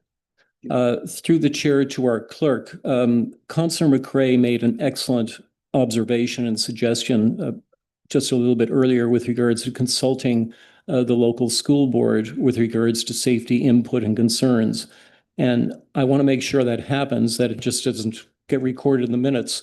So my question to you is, would it be appropriate at this time for me to make a motion to the effect that council does approach the local school board for consultation with regards to safety concerns and get their input and suggestions with regards to specifically the entrance exit to the site on Sunset Boulevard, or any other recommendations the school board may have? So I'm wondering if I could put forward a motion at this time to that effect, because I really would like it to happen. I would certainly agree with that. Sorry if I can just jump in there. So because we have more than one school in town, Martin, you can correct me if I'm wrong, but I believe that Grant, our Director of Environmental Services, looking at all the schools in town about, about community safety zones. So not just this one, but throughout the town. So that process is already underway, independent of this project. Chair, may I make a comment or a question? Yes. I'm glad to hear that, but however, in the process of this specific building and site, I think that it's important that citizens and the public and we as a council get the specific comments and input and recommendations from the board for this specific site and entrance and exit. So I want to make sure that that happens within the process, that it's not part of a larger program, if you will. Yeah, we can circulate the school board on the open house and on the project. Good. Okay, I'll leave it at that. Councillor Bolt. Thank you, Chair. So, Kathy, Given the information that we've received tonight from concerned residents, and I know there's been a lot of work go into the proposal with architects and so on and so forth. I've looked at the plans. There's a lot of work that's been done there. But having said that, if we had an open house, or if we had some kind of a meet and greet at the site, because even I would, now that a lot of the questions have been asked, and certainly the safety one is huge, but comment was made tonight about, where this is going to go. It's going to be right up to the backyards of some of the people that live in Inverness and so on. I'd feel better as a councillor if I could physically see where that's going to be. There's also been a suggestion or a comment made by one of my colleagues that do we really need a 5-bay drive-through, and do we really need to have trucks in a heated building when we all know that a heated building actually speeds up the rusting process? The county of Lanark have big Quonset huts or whatever you call them for the storage of some of their vehicles. I mean, is it too late to consider some changes to this at this point? Through the chair, I think that's why we've been bringing this to council over this time for discussions about, sorry? But what we go through with this, if you're talking about a coverall, I mean, it's a short-term savings, but long-term it's fleet management when we talk about climate control, salt, moisture. So if we're looking at that, what kind of long-term plan do we want to have? And we're looking at what's the long game for a build that's going to be sustainable and meet the needs of our staff. We think about health and safety as well, working in a heated facility, having safe lighting, having safe ventilation. We're working with our mechanical engineer on that. So we're taking into consideration what's the best working scenario for our staff. Just to follow up then, Kathy, and I get all of that. Trust me, the working space has to be enclosed, has to be heated. I'm talking specifically about where we store these trucks at night when nobody even has to be there. So let's not confuse the two. I just feel that, and the other concern that I brought up is just, is there a way that we, at least as council, can be shown where the building is going to be relative to the backyards of the people if it's built that way and in that spot? I think that's a major concern. Deputy Mayor. So my apologies, I wasn't here last month when this came before council, but did staff not get direction from council a month ago to proceed with the qualifications bidders and then also to develop the tenders? Mm-hmm. Like, yes. Did I miss something? Because I thought, I mean, we're already down that path with this plan. So I think we need to continue down this path and get this part done. And then we can make decisions once we see what everything's going to play out as, if we're going to make changes. But talking about it here isn't going to make any difference right now. Right? Yeah, through the chair. So yes, that did happen at that meeting. Kathy did bring the site plan and the layout to council. It was on the screen here. It was reviewed by several members of council in my office, showing the layout, showing where the building was in relation to the property line. As Kathy mentioned earlier, we're not up to anybody's fence line or property line. All the TD trees are there. There will be some changes to the hedge in one spot, but we're not going right up to anyone's property line. Deputy Mayor. So having said that and hearing from the delegation, I guess the delegation has never seen a proposed site plan or anything like that so far. So can we share that just as a starting point to sort of say, here's sort of where we are at presently. It doesn't mean we're going to be there at the end, because the only plan I ever saw was the building is nowhere near the properties. The building is on this side of the current garage. The building is like the current garage that backs onto that backyards of the houses. The new building is on the opposite side towards the White Tower. Like that was my takeaway from it. Is that right, Soren? So I haven't seen anything since then. Like that was maybe one of the original proposals? Yeah, so the building is perpendicular to the current one. Yeah, so I don't know if maybe that would solve some of the concerns. I'm not talking about showing them, like, we don't know what the final design looks like. That's what we're working on. But the actual location of the building is between the old building and the White Tower. It's not going anywhere near the houses, was my understanding. Yeah, if we look at the estimates of the site plan, we can go through that exercise and have those conversations with the neighbors. And, Yeah. we've talked about a public open house, but also, like I said to Mr. Smith, we can have a conversation for sure, because our goal is to be transparent and to be collaborative. So if there's anything that we can do to help provide clarity in terms of how the decisions were made and looking at the RBCA guidelines and boundaries, we can definitely demonstrate what that looks like for sure, while also outlining just what we envisioned as our needs for our current Public Works team. Yeah, so if you don't mind me, one last comment. So we're on two paths, right? The one is to design the building, decide if we're going to build this building. The second one is, I'm hearing from all the residents is they really don't know what's going on building wise, but you're hearing it from us now is the building is not going near your properties. The building is going to be between the old building and the new white telecommunications tower. So that hopefully that helps a little bit. But I already had a chat with Kathy about this today, and she certainly was open to meeting with people and providing like a site plan, overall drawing basically where things are going to go. But we're just not there yet, correct? We're just getting to the 90% of our drawings. Yeah, so there's no decisions have been made by council or any of this stuff yet. So I think we just need to continue with the path we're on that we started. But I did want to lay some of the fears I've heard tonight was people were concerned that trees were coming down. I was told there's no trees coming down. There's a hedge we own that we're going to take a bit down. But even the very beginning of this, when we started 2.5 years ago, the original talk was that the old building is where it is. The new building goes between the old building and the new White Tower. It doesn't go backwards towards the homes at all. So anyway, I just support the staff. Let's keep going on the path we're on, and let's at least get the final answers from all the professionals before we have an open house or give anybody false promises. This is a long agenda tonight, and I want to keep this moving. Yeah. Mayor Brown, One I'll quick accept question. yours as the last question, and then we'll So once ask Councillor Bolt to make a motion. once the tender is issued, can any changes be made after that? Through the chair, once the tender is issued and we sign in a contract agreement with the contractor, there's change orders.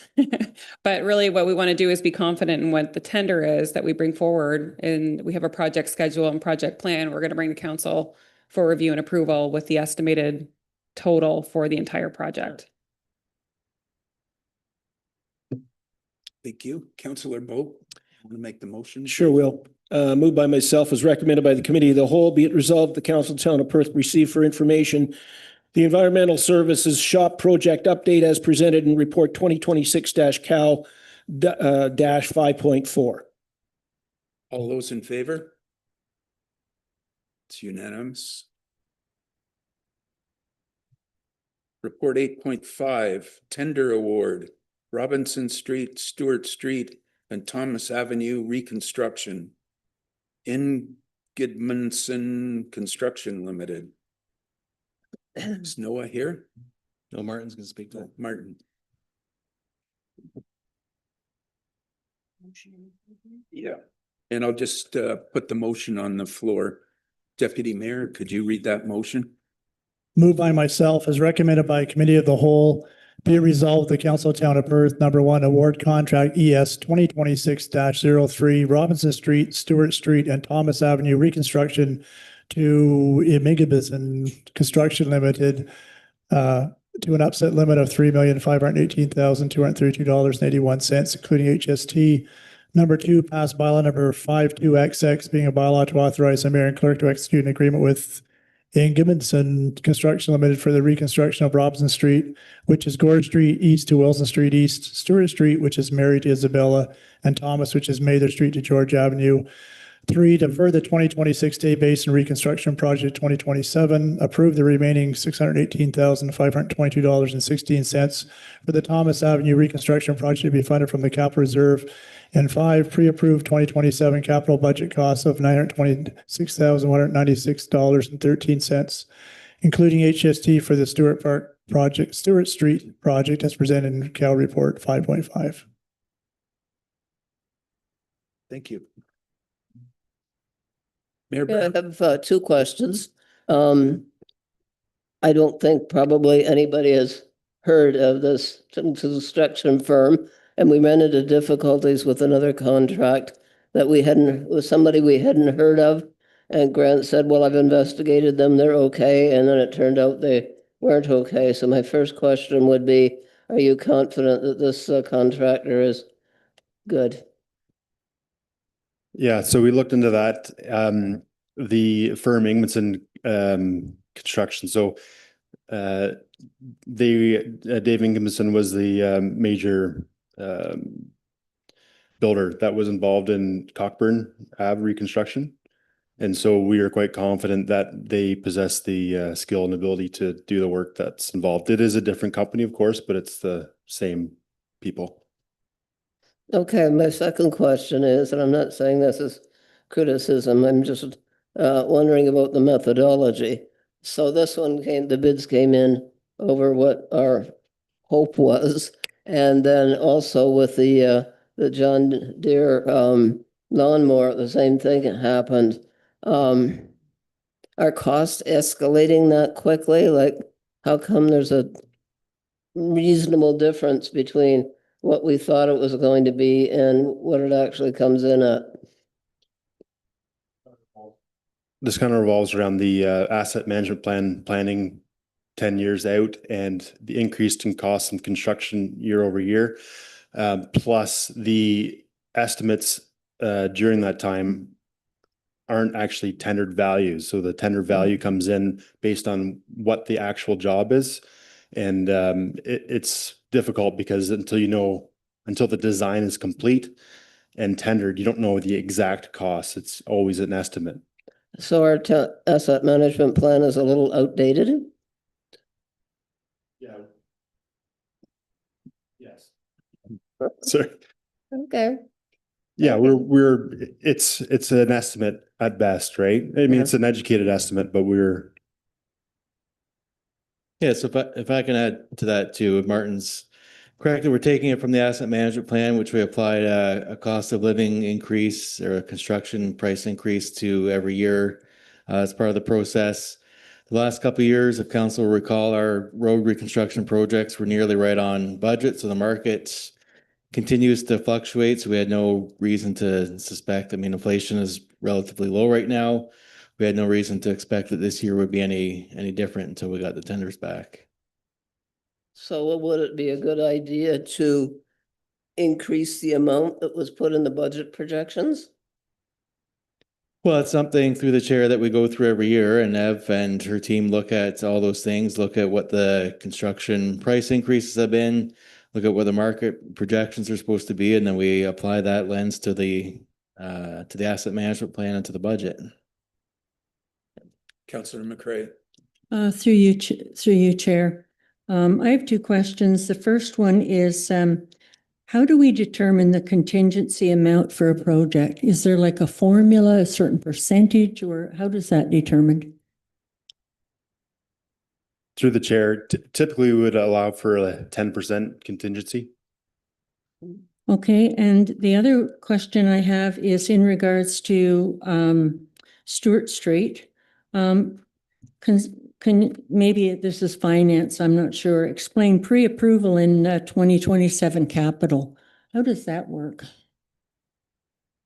So you're going to get a project done, but we're going to pay for it in 2027 and put it into the 2027 budget, is that? So through the chair, because the tender was for all three projects and that Stewart Street is being recommended to be done in 2027, for the tender to go through, you would have to kind of approve that project ahead of time. So it's just to say that you're earmarking that money to be in the 2027 capital budget for that street. Because it's not going to be done this year. Okay, I just wondered. Thank you.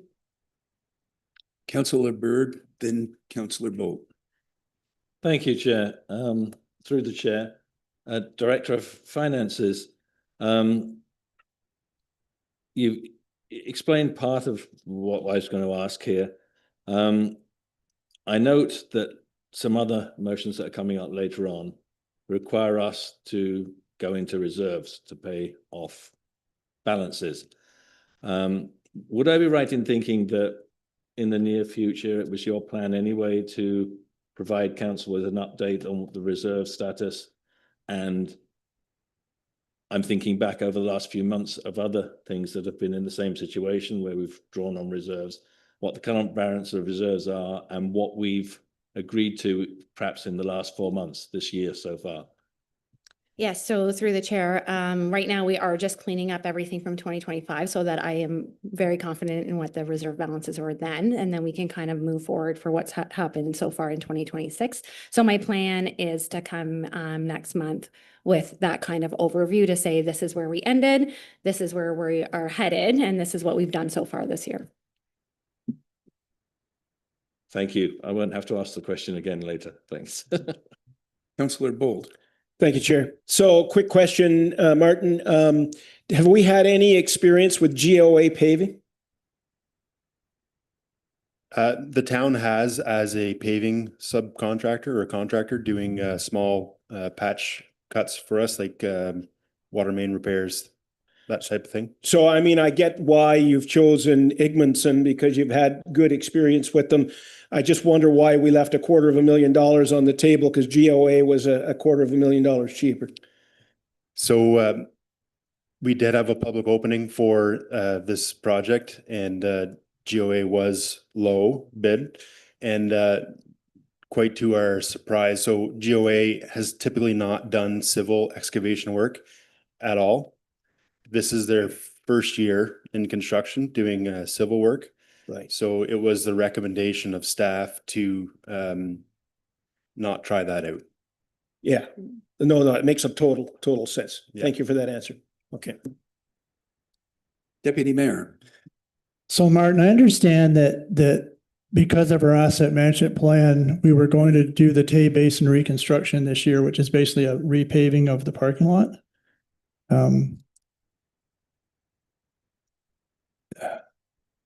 Dollars are tight, money's tight, taxes are high in this town. People are having a hard time making ends meet, and it's only getting worse, it seems, in the next few months.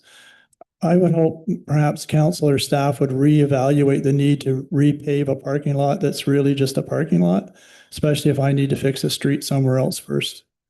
I mean, I understand staff's position that it's a 30 or 35-year-old parking lot, but it's a parking lot. And it's nice to have a beautification in town. But if I had my choice between repaving a parking lot that's basically looks good to me versus repairing one of our streets for water and sewer repair, I'd rather do that. So I'm just throwing that out for the future councils that I think we need to reevaluate some of the asset management plan goals, perhaps. I'm hearing it today that it obviously needs to have staff have to have time to reevaluate the actual true costs, especially where we're going in the next 8 months, 10 months, or who knows. So especially for the next council, the budget's going to be quite different, I think, next year. Councillor McCray. Then. So through you, Chair, my understanding is the basin is being deferred a project to 2027. And so couldn't the new council at that time make a decision in regards to that? I don't think we need to. Yeah, through the chair, Remember this that- motion is recommending that it gets deferred to next year's budget process, and council at that time can decide whether you want to approve it or not. And part of that project was also to potentially increase the parking spaces using some of our cash in lieu of parking amounts, and also potentially to accommodate some of the design ideas from the recent project and also the Red House reconstruction. But again, the discussion for next council. Yeah. Councillor Bird. Thank you, through the chair. All I'm going to say is I agree entirely with the deputy mayor, and that I think if you took anybody right now and showed them the parking in the basin and then took them up onto Isabella Street, and I know what their priorities would be.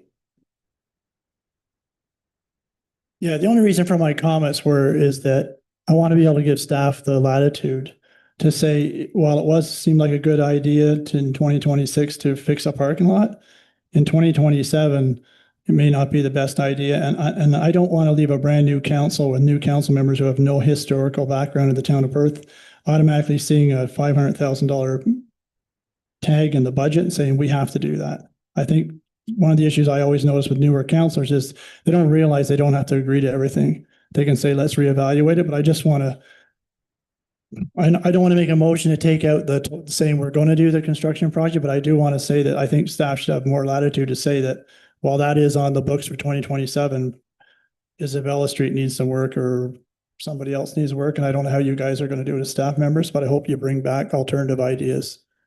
I know we're looking at beautification and changing things down there, but there's a lot of bad streets in this town. I just want to point out that this number is on a tender award. It's not on paving parking lots. I would like to get back on the tender award for the 3 streets. And if there are no further questions on that, I'd like to call a vote. All those in favor? That's unanimous.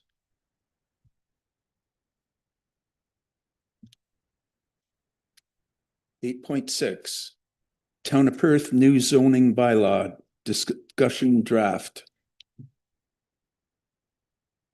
Councillor Waterfield, do you want to read that motion, please? Get it on the floor.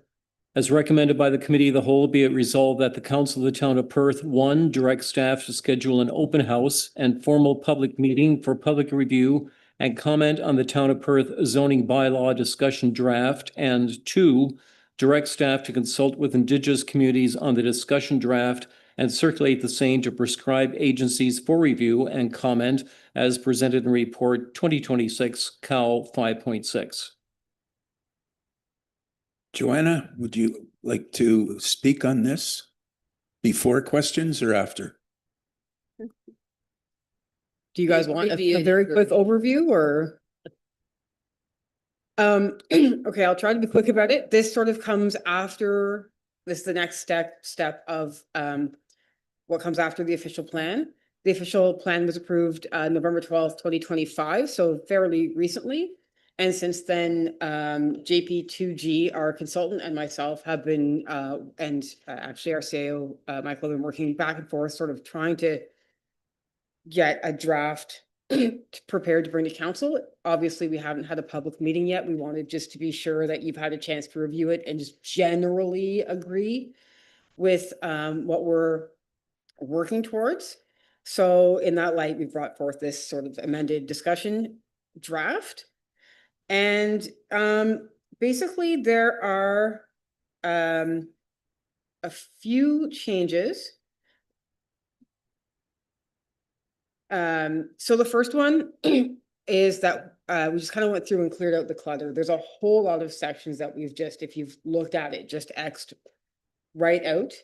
The main purpose of that is just because they're not going to be needed once it's a full update. This has not been updated since 2000, which I find ironic because I was lecturing you all a couple councils ago about how we need to do it every 5 years. But here we are. And the reason is we had to wait for the official plan to pass before we got to this. I can't speak historically as to why it wasn't updated, but it hadn't been. So we're getting rid of a lot of that clutter. That will make it sort of a shorter, easier to read document. And then there's also a lot of references or diagrams that are not in context, but not necessarily required or could be shown better. So we're just getting rid of that stuff.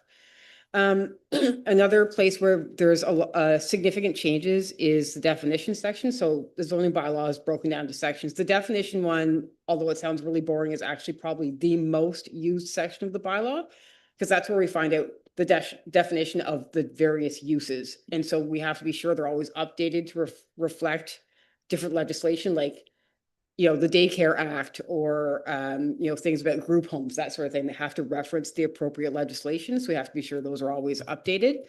Also, usually when you use the zoning bylaw over a course of years, you realize that some definitions need more clarity, or there's some that are just straight up missing. And so we make note of those and then add them into our updated versions. So we've done that. general provisions is another section that usually deals with all the stuff that isn't specifically in a zone. So accessory uses, landscaping. And in this case, we're adding additional residential units, which has been a provincial priority. So that's one thing that we've sort of added in as an as of right use. And then we're also looking at having floodplain instead of being an overlay, it is going to actually be its own zone, which it has not historically been. The major difference in this one is the residential zones. So currently our zoning bylaw is split into 4 types of residential zones. R1 is, you know, singles all the way up to R4 being apartments and everything in between. You've probably heard me yip on enough about everything is about use.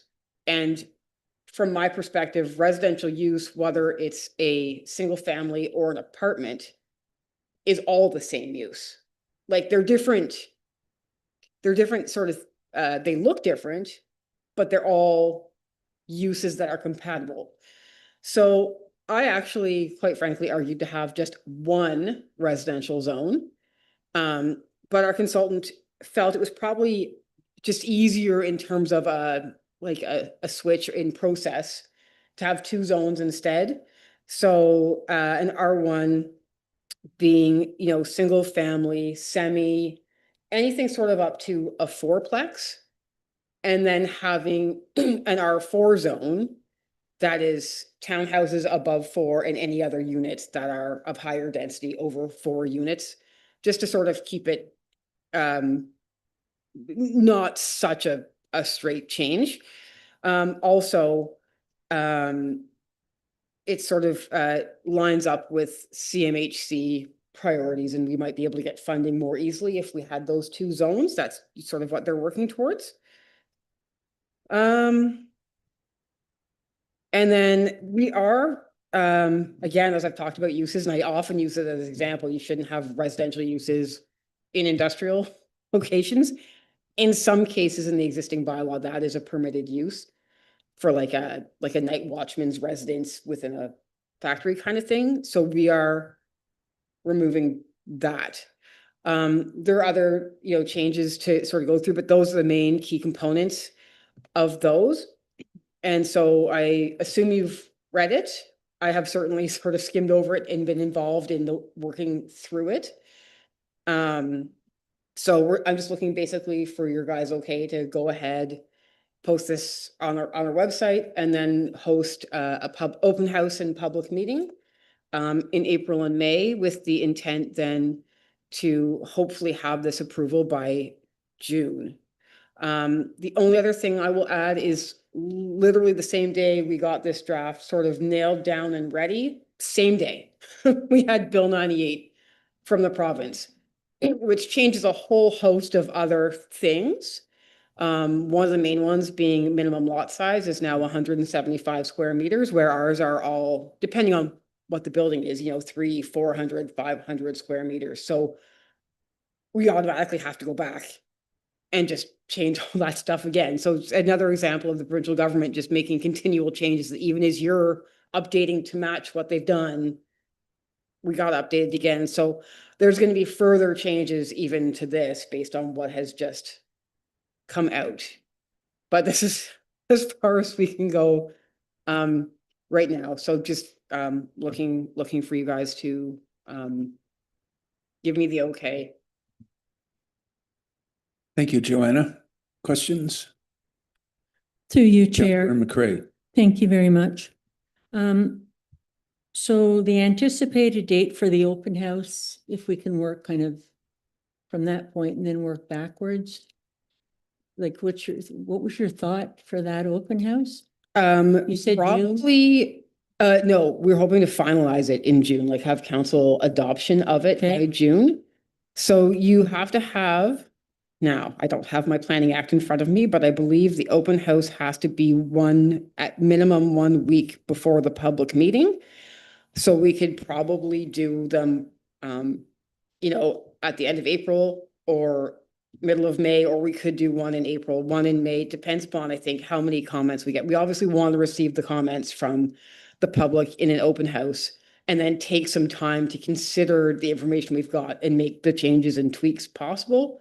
Okay. Then we want to have a public meeting where we do the same thing, because people will come out again and make more comments that maybe didn't come to the open house or wanted some time to think about it. And then have time to make the appropriate changes before we bring the final version to council in June. So I'm suggesting very vaguely, because I would obviously have to talk to the consultant with his timeframes and everything, that we would have maybe an open house at the end of April and a public and a public meeting in May. Yeah, I'm just, my questions are more about process than anything, you know, just trying to figure out like, what are the different steps we got to go through, and a bit of an idea of timelines in order to get to the point where we have consultation from the community and then the open house. And when are you wanting, what is the deadline you're wanting all the comments from council? Because I'm going to be quite honest, I didn't read the 316 pages. I am shocked. And there's close to 40 pages, I just got through the definitions. There's 40 pages of definitions, just to understand them.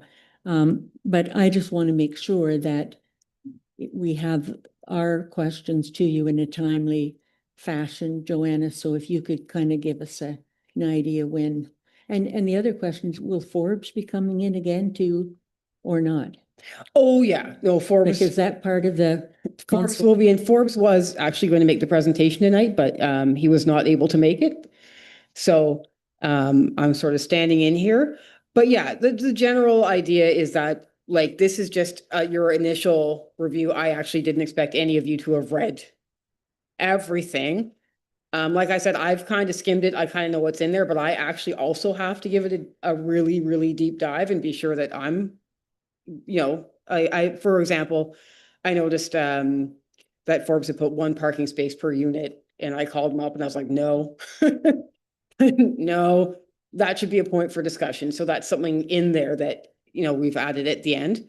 But I think, yeah, we'd like obviously comments as early as possible. I would also encourage all of you to talk to the community, because the more input we have, like I was hoping Brody Berrigan might stay, because he was saying we need to work on public process for the BIA. So it would have been, you know, good to have them sort of understand what we're doing. But having different community groups and committees of council review this and make comments on it. But obviously, the sooner we get the comments in, the sooner we can consider them and either make the changes or explain why we can't make those changes. But certainly, the open house is just going to be probably in here, and there'll just be some posters with the schedules of where the zonings are, and then there'll just be JP2G and I just like filing questions, and then we'll have a public meeting with council. And it's interesting, tonight we had a situation, you know, where a concern over a garage and the location of a garage in relationship to a school, in relationship to a pool, you know, in relationship to the river, right? And so one of the first things I'm going to be doing when I look at that is that in there? Does it say in there that, you know, there should be special consideration in regards to bylaws for things like that? Because I mean, that garage has been there for years. Right, but Excuse maybe me, that's something. we're off the subject and I would like to carry on. Yeah, fine. I'm going to call a vote on this. Joanna, do you feel the new zoning bylaw will make your job easier? That's my first question. Number 2, I've had 2 developers approach me in the last couple of months saying, not just Perth, but Perth and surrounding municipalities are difficult to deal with, to move projects forward. And my comment to them is, when all your ducks are in a row, you come talk to me before you complain about staff. But I know we've been discussing here different zones in town to get more development going faster. Will this make your job easier to promote development faster if the developers have their ducks in a row first? so a couple of things, I guess, being the negative Nelly that I am. This was last done in 2000. This should have been, much like the official plan, brand new. It's not. So I think it will be, when I first got here, I said, we have to do the zoning bylaw. If I could have done it first, I would have. So this will make it significantly better. Is it to the point I wish it could be? No, but we're not going to probably get better than what we have it being. Will it make things any faster? I don't necessarily think it will make things any faster. I mean, the rules are the rules. They do have as of rights in here, like we're going to be adding the additional residential units as of right. That already exists in provincial policy. So for example, if someone came into me now and said, I want an additional residential unit, it really doesn't matter what the zoning bylaw says right now.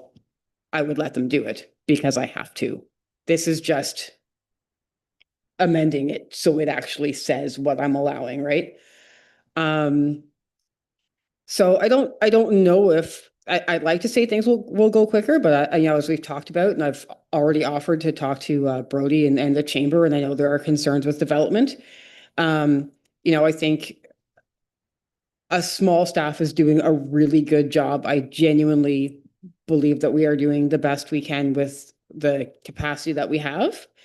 And I am open to communicating with anybody who wants to reach out and discuss how to make things better. And I have done so on numerous occasions.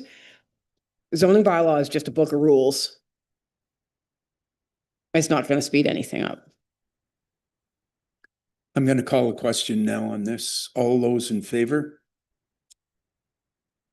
That's unanimous, -1.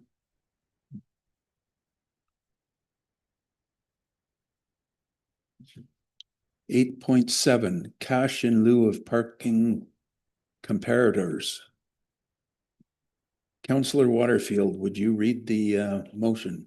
As recommended by the Committee of the Whole, be it resolved that the Council of the Town of Perth receive for information the staff report regarding cash in lieu of parking as presented in Report 2026 Cal 5.7.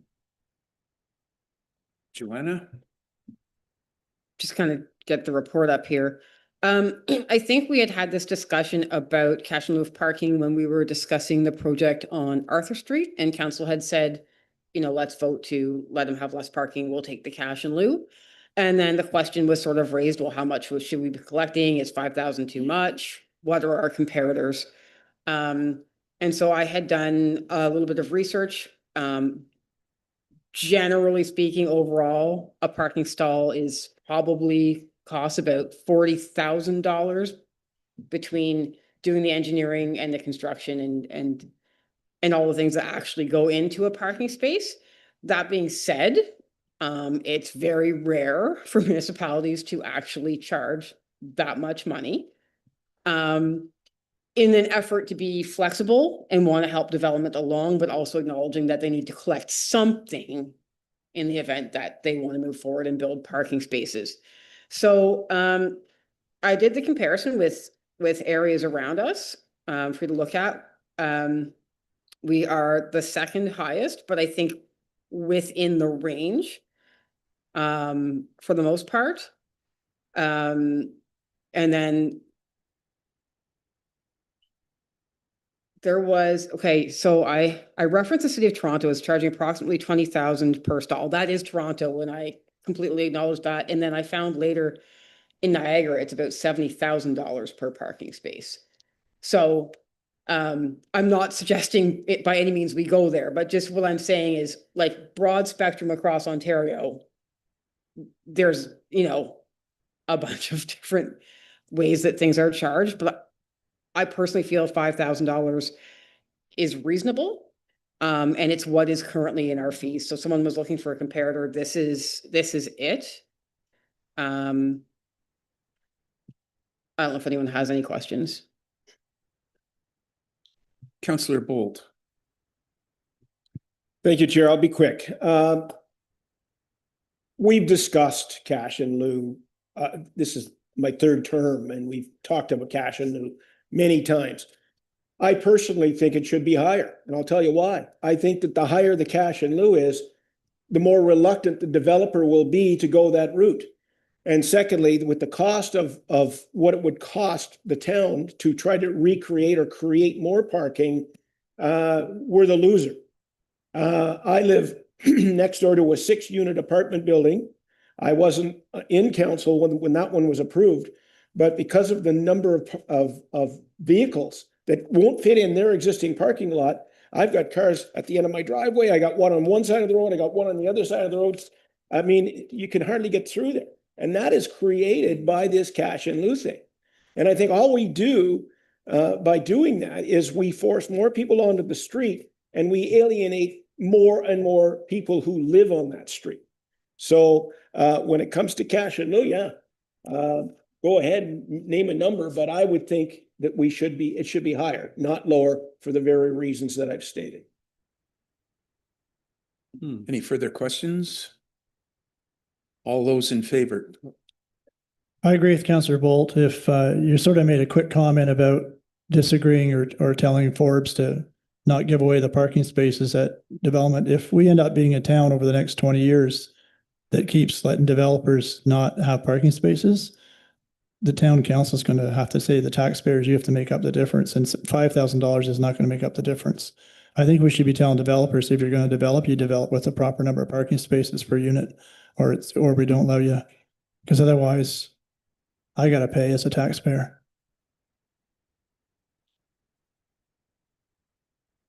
I'm going to call a question. All those in favor? One against? Councillor McCray? That was against? There were two options. I just want to know what we're voting on. The one was that you accept the report, and then the second option was that you consider increasing the price of cash and lieu to 10,000 per parking stall.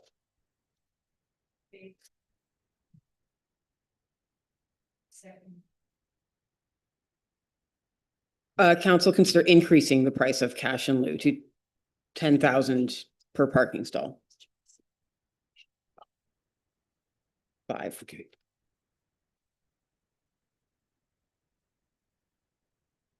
So we're voting on it now?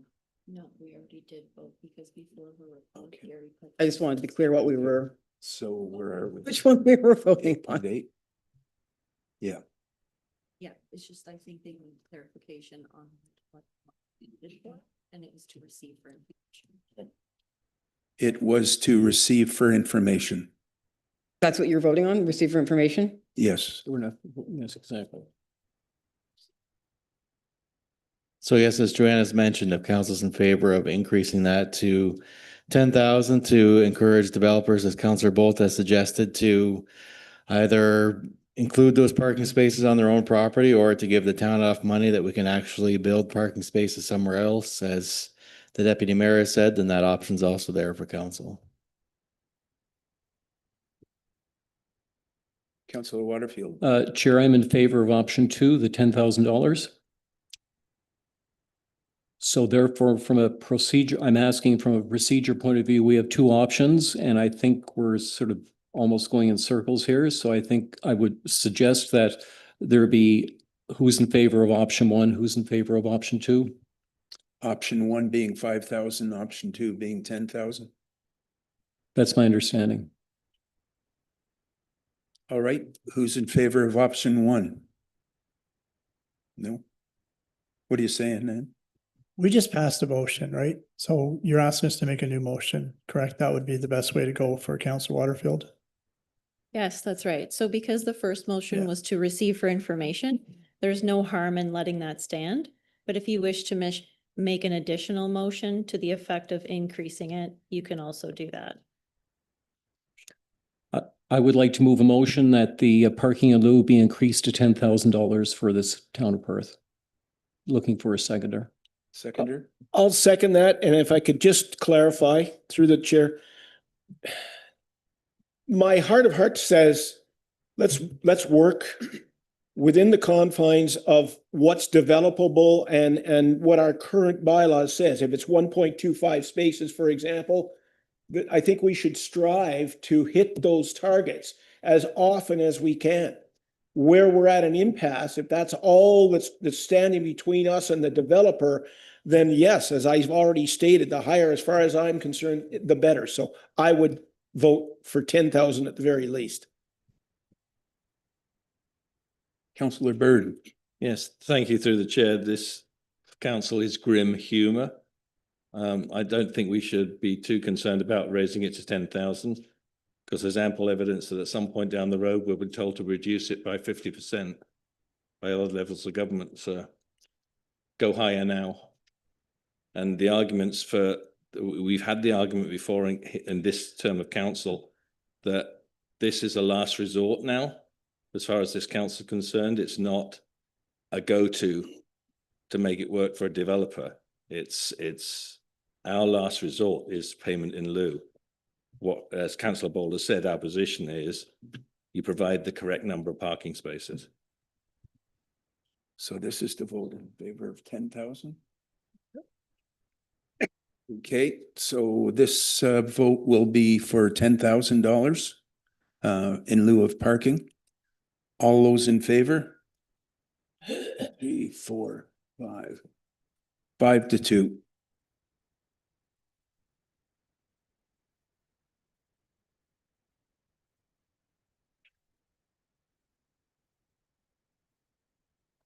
Eight point eight.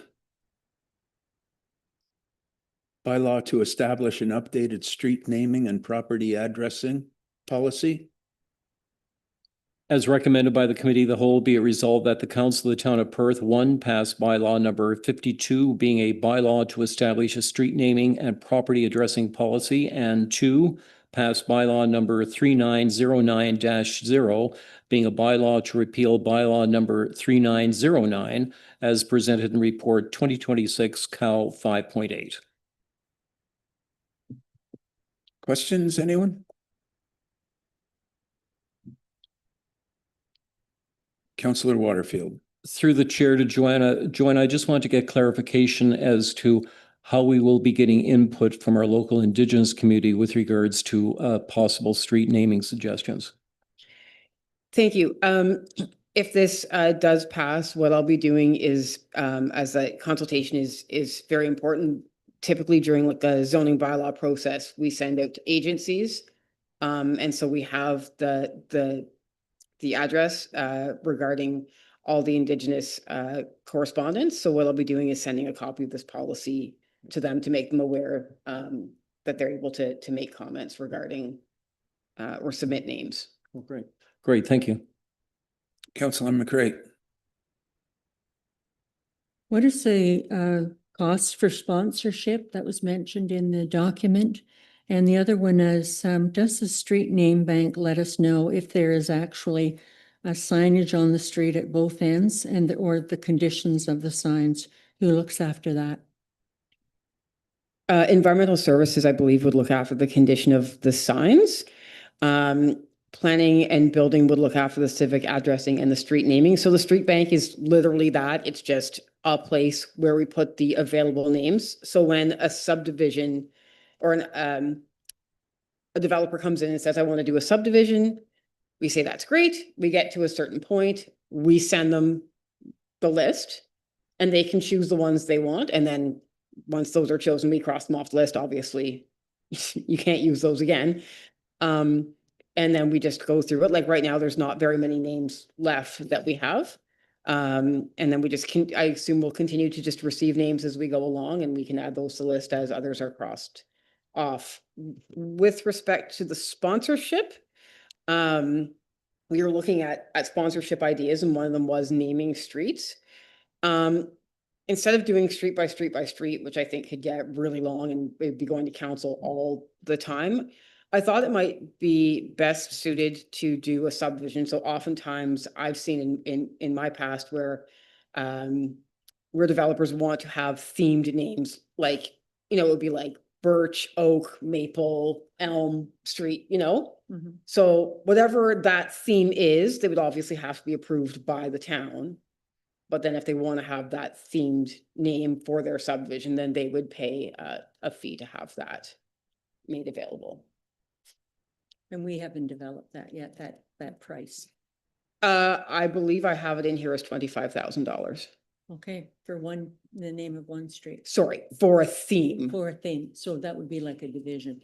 a division, yeah.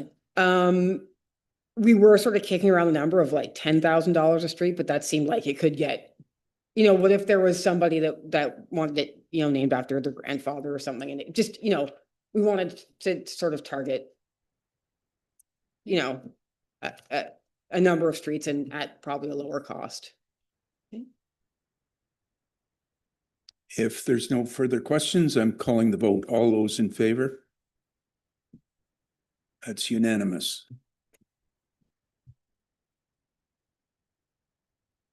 Report 2026 COW 5.9, award of request for proposal.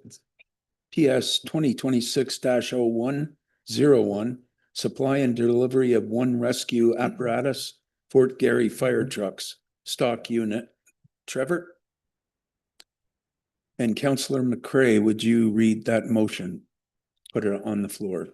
Moved by myself, as recommended by the Committee of the Whole, be it resolved that the Council of the Town of Perth, number 1, award request for proposal, number PS 2026-01 to Fort Garry fire trucks as a stock unit in the amount of $275,906, excluding HST, for the replacement of a 2011 fire service van. Number 2, pass bylaw number 52XX, being a bylaw to authorize the mayor and the clerk to enter into an agreement with Fort Garry fire trucks for the supply and delivery of one fire department rescue apparatus, and authorize funding for $11,398, excluding HST budget variance, through the 2026 capital reserves as presented in report 2026 Committee of the Whole 5-9. Questions? Trevor, do you want to speak about this? Okay. Through the chair. I just have one, Chair. And that is, any idea what a mobile command trailer is worth? Through the chair, maybe 8 to 10,000 if it's new. About what? 8 to 10,000 maybe if it was new. The reason I asked that is that'll help reduce our over budget of $11,398. If there's no further questions, I will call a question. All those in favor? That's unanimous.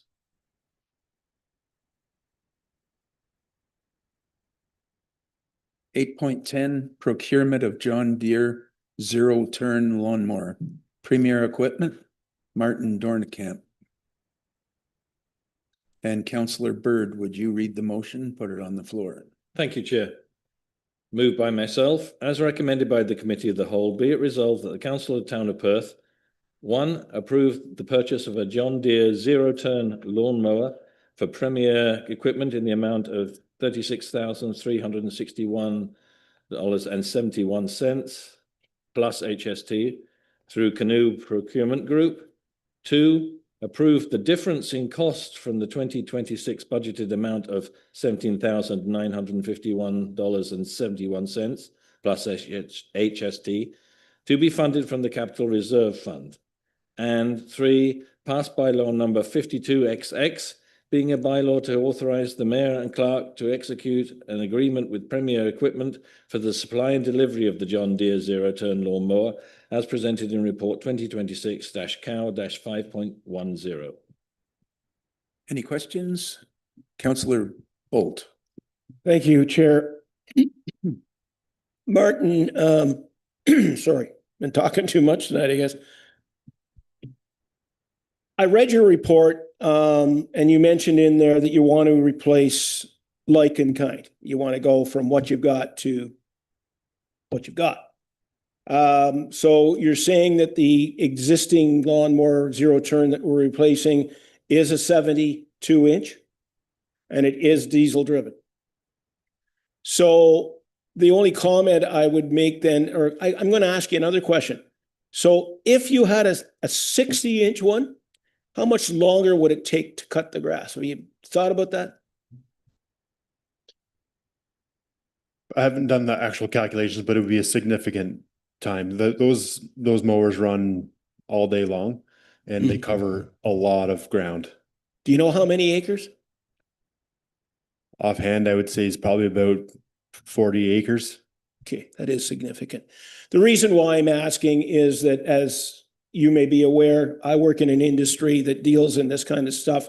And, you know, people have heard me rant and rave about spending more dollars to purchase battery operated devices. I'm on record as saying, you know, I still feel the same way. I think we spent way too much for our Ford truck. I think we spent way too much for a battery operated ice resurfacer, and so on and so forth. I'm not against going green. I want to make that crystal clear, but I am against, in some cases, going green if there's a really big amount we have to pay to do that. So I just happen to know, and that was why I asked the question, because I'm in the business. I know that you can buy a 60-inch commercial grade battery operated zero-turn lawnmower, complete with batteries, for $10,000 less than this one. And then I also am concerned that if we're going to a diesel unit, and I know why you're going to a diesel unit because of the longevity and everything else, but given the current price of fuel, and with diesel being 50 cents a liter more than gas, and it's God knows where the ceiling's going, I'm wondering if it's prudent for us to even consider a diesel zero turn given that fact. Now, maybe the prices will come down as quickly as they're going up.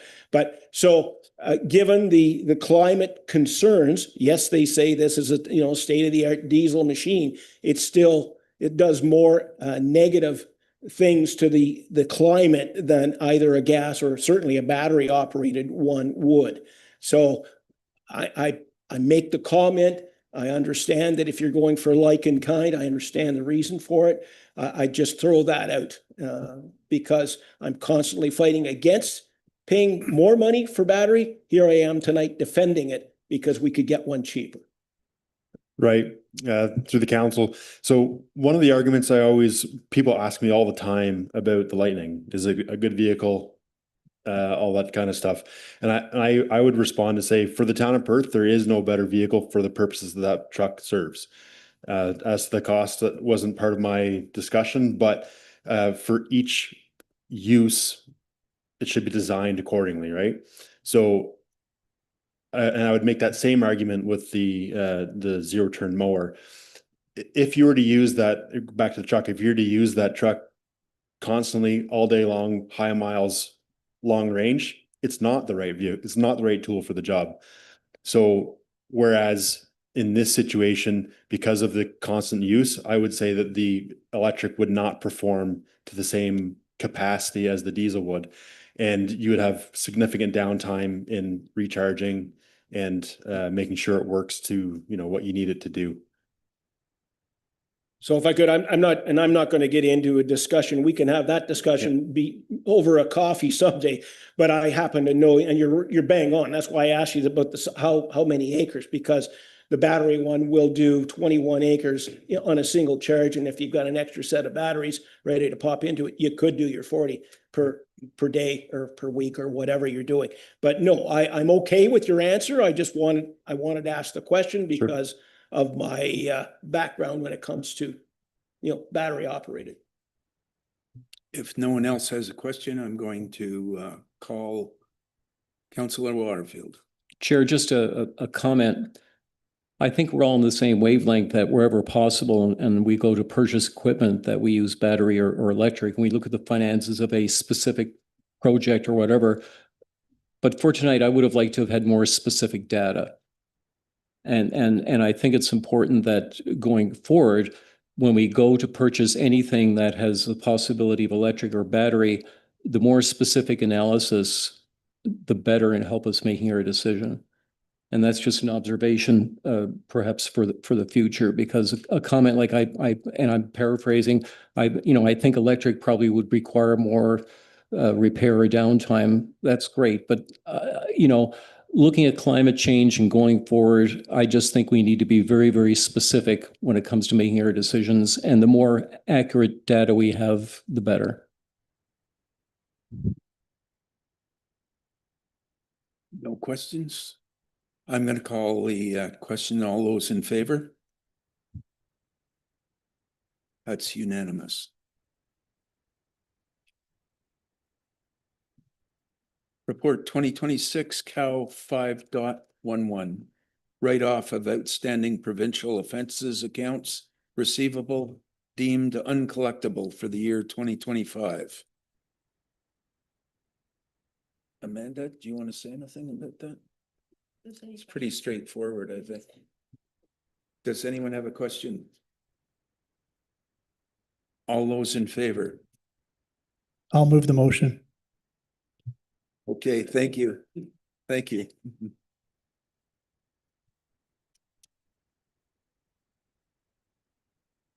Do you want to move it, Ed? Do you have to? Okay.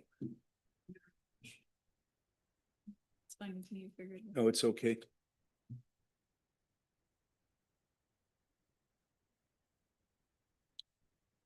Eight point 1.2, delegation of authority bylaw to manage the restricted acts of council during lame duck periods regarding the 2026 municipal election. Ed, do you want to put that on the floor? By myself, as recommended by committee of the whole, be resolved the Council of the Town of Perth passed bylaw 52XX, being a bylaw to delegate authority to manage the restricted acts of council lame duck periods regarding the 2026 municipal election as presented in Cal Report 5.12. Thank you. Does anyone have any questions of Amanda? No? All those in favor? Unanimous.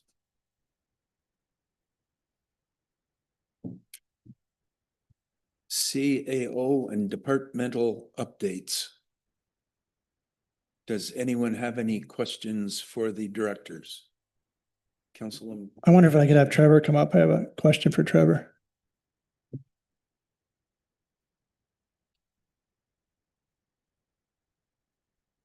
Could you explain to me, for all the council, what Silver 7 hockey is and what your role in Silver 7 hockey is? Through the chair, sure. So Silver 7 is the AA team that runs out of District 4. District 4 is all of Lanark Carlton. So Perth, Lanark, Carlton Place, Elmont, Pakenham, West Carlton, Osgood, Richmond, Stittsville, Manotick. I think I covered it. So I've coached in the association for, 15 years probably in different roles. And I've been the head coach the last 2 years. And can you tell me what happened to you last week? Because I will if you don't want to. So I want to say congratulations, Coach of the Year, Trevor Cholfi. Thank you. Hey, thanks for embarrassing me. Chair, a quick question for Kathy, if I may. I see we have the advertisement for a business retention and expansion coordinator. Could you just share with us a little bit more about the roles and responsibilities of that position and expected deliverables? Absolutely. So through the chair, the BR&E program, which is what it's called, is a Ministry of Rural Affairs program.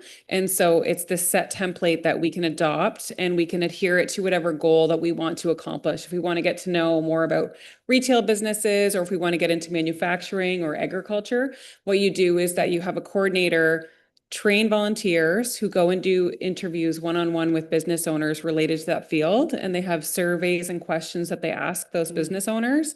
They take all that data and they put it into the template that the ministry offers, and then helps us collect data and interviews and get real-time feedback about challenges and opportunities within the business sector that we want to focus on.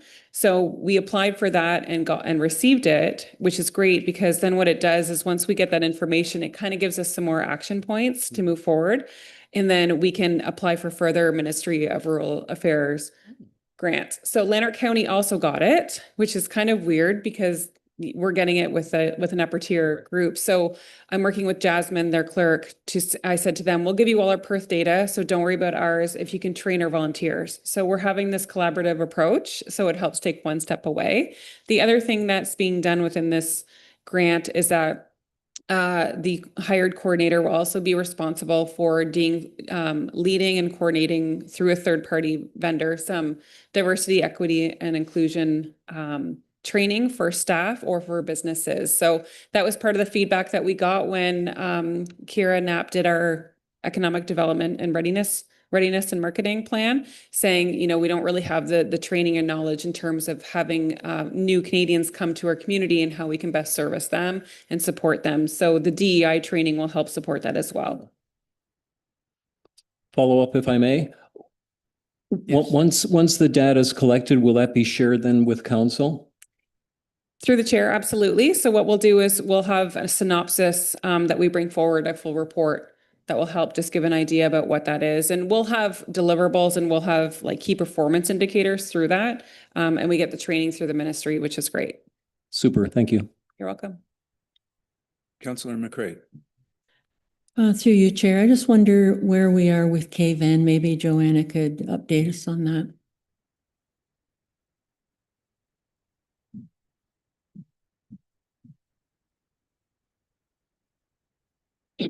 Anything specific? Well, I'm just wondering, like an open house or have we heard back from? Public Information Center? Yeah, I understand. I think a lot of the public has been talking to all of you, and I do appreciate patience. Obviously, I can't say a lot, but I think we were quite close to signing settlement documents, and there were some changes proposed that had to then go through the process of review. We've received some more documents, and we're just, I think, finalizing that. I'm hoping very shortly I will be able to be releasing a notice of public meeting. I'm a little hesitant to give a date because last time I did, and then it kind of blew up in my face. And I thought we were essentially settled, and then we weren't quite there. But all that to say is that, you know, in the process of mediation, changes are sort of fluid and always happening. And so like we are so close. Okay. So provided there aren't any other changes made, I would say shortly. Okay, that's fine. Any further questions? There is no new business, and the next meeting date is Tuesday, May 12th, 2026 at 5:30. Councillor Gary Waterfield will be chairing that meeting. Any questions from the media? Olivia with Metroland, no questions, thank you. Thank you.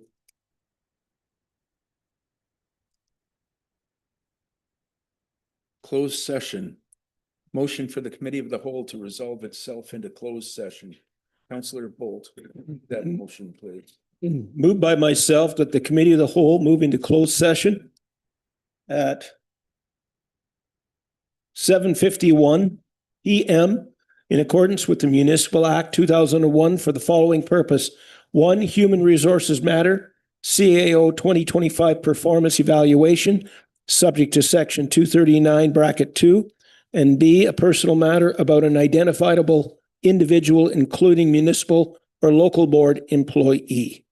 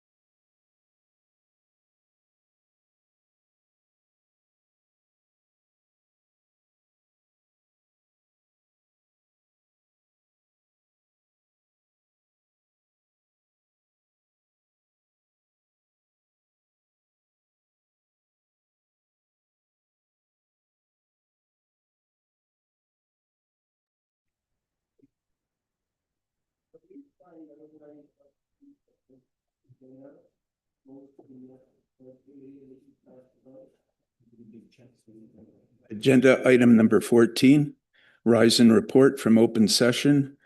Councillor Byrd, would you make the motion to rise and report? Thank you, Chair. Moved by myself that the Committee of the Whole rise and report from closed session at 8:18 p.m. And in closed session, the Committee of the Whole approved closed session meeting minutes from March 10th, 2026. And 2, discuss the human resources matter related to CAO 2025 performance evaluation.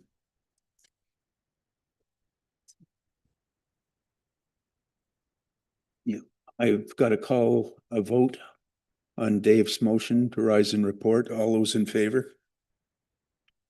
It's unanimous.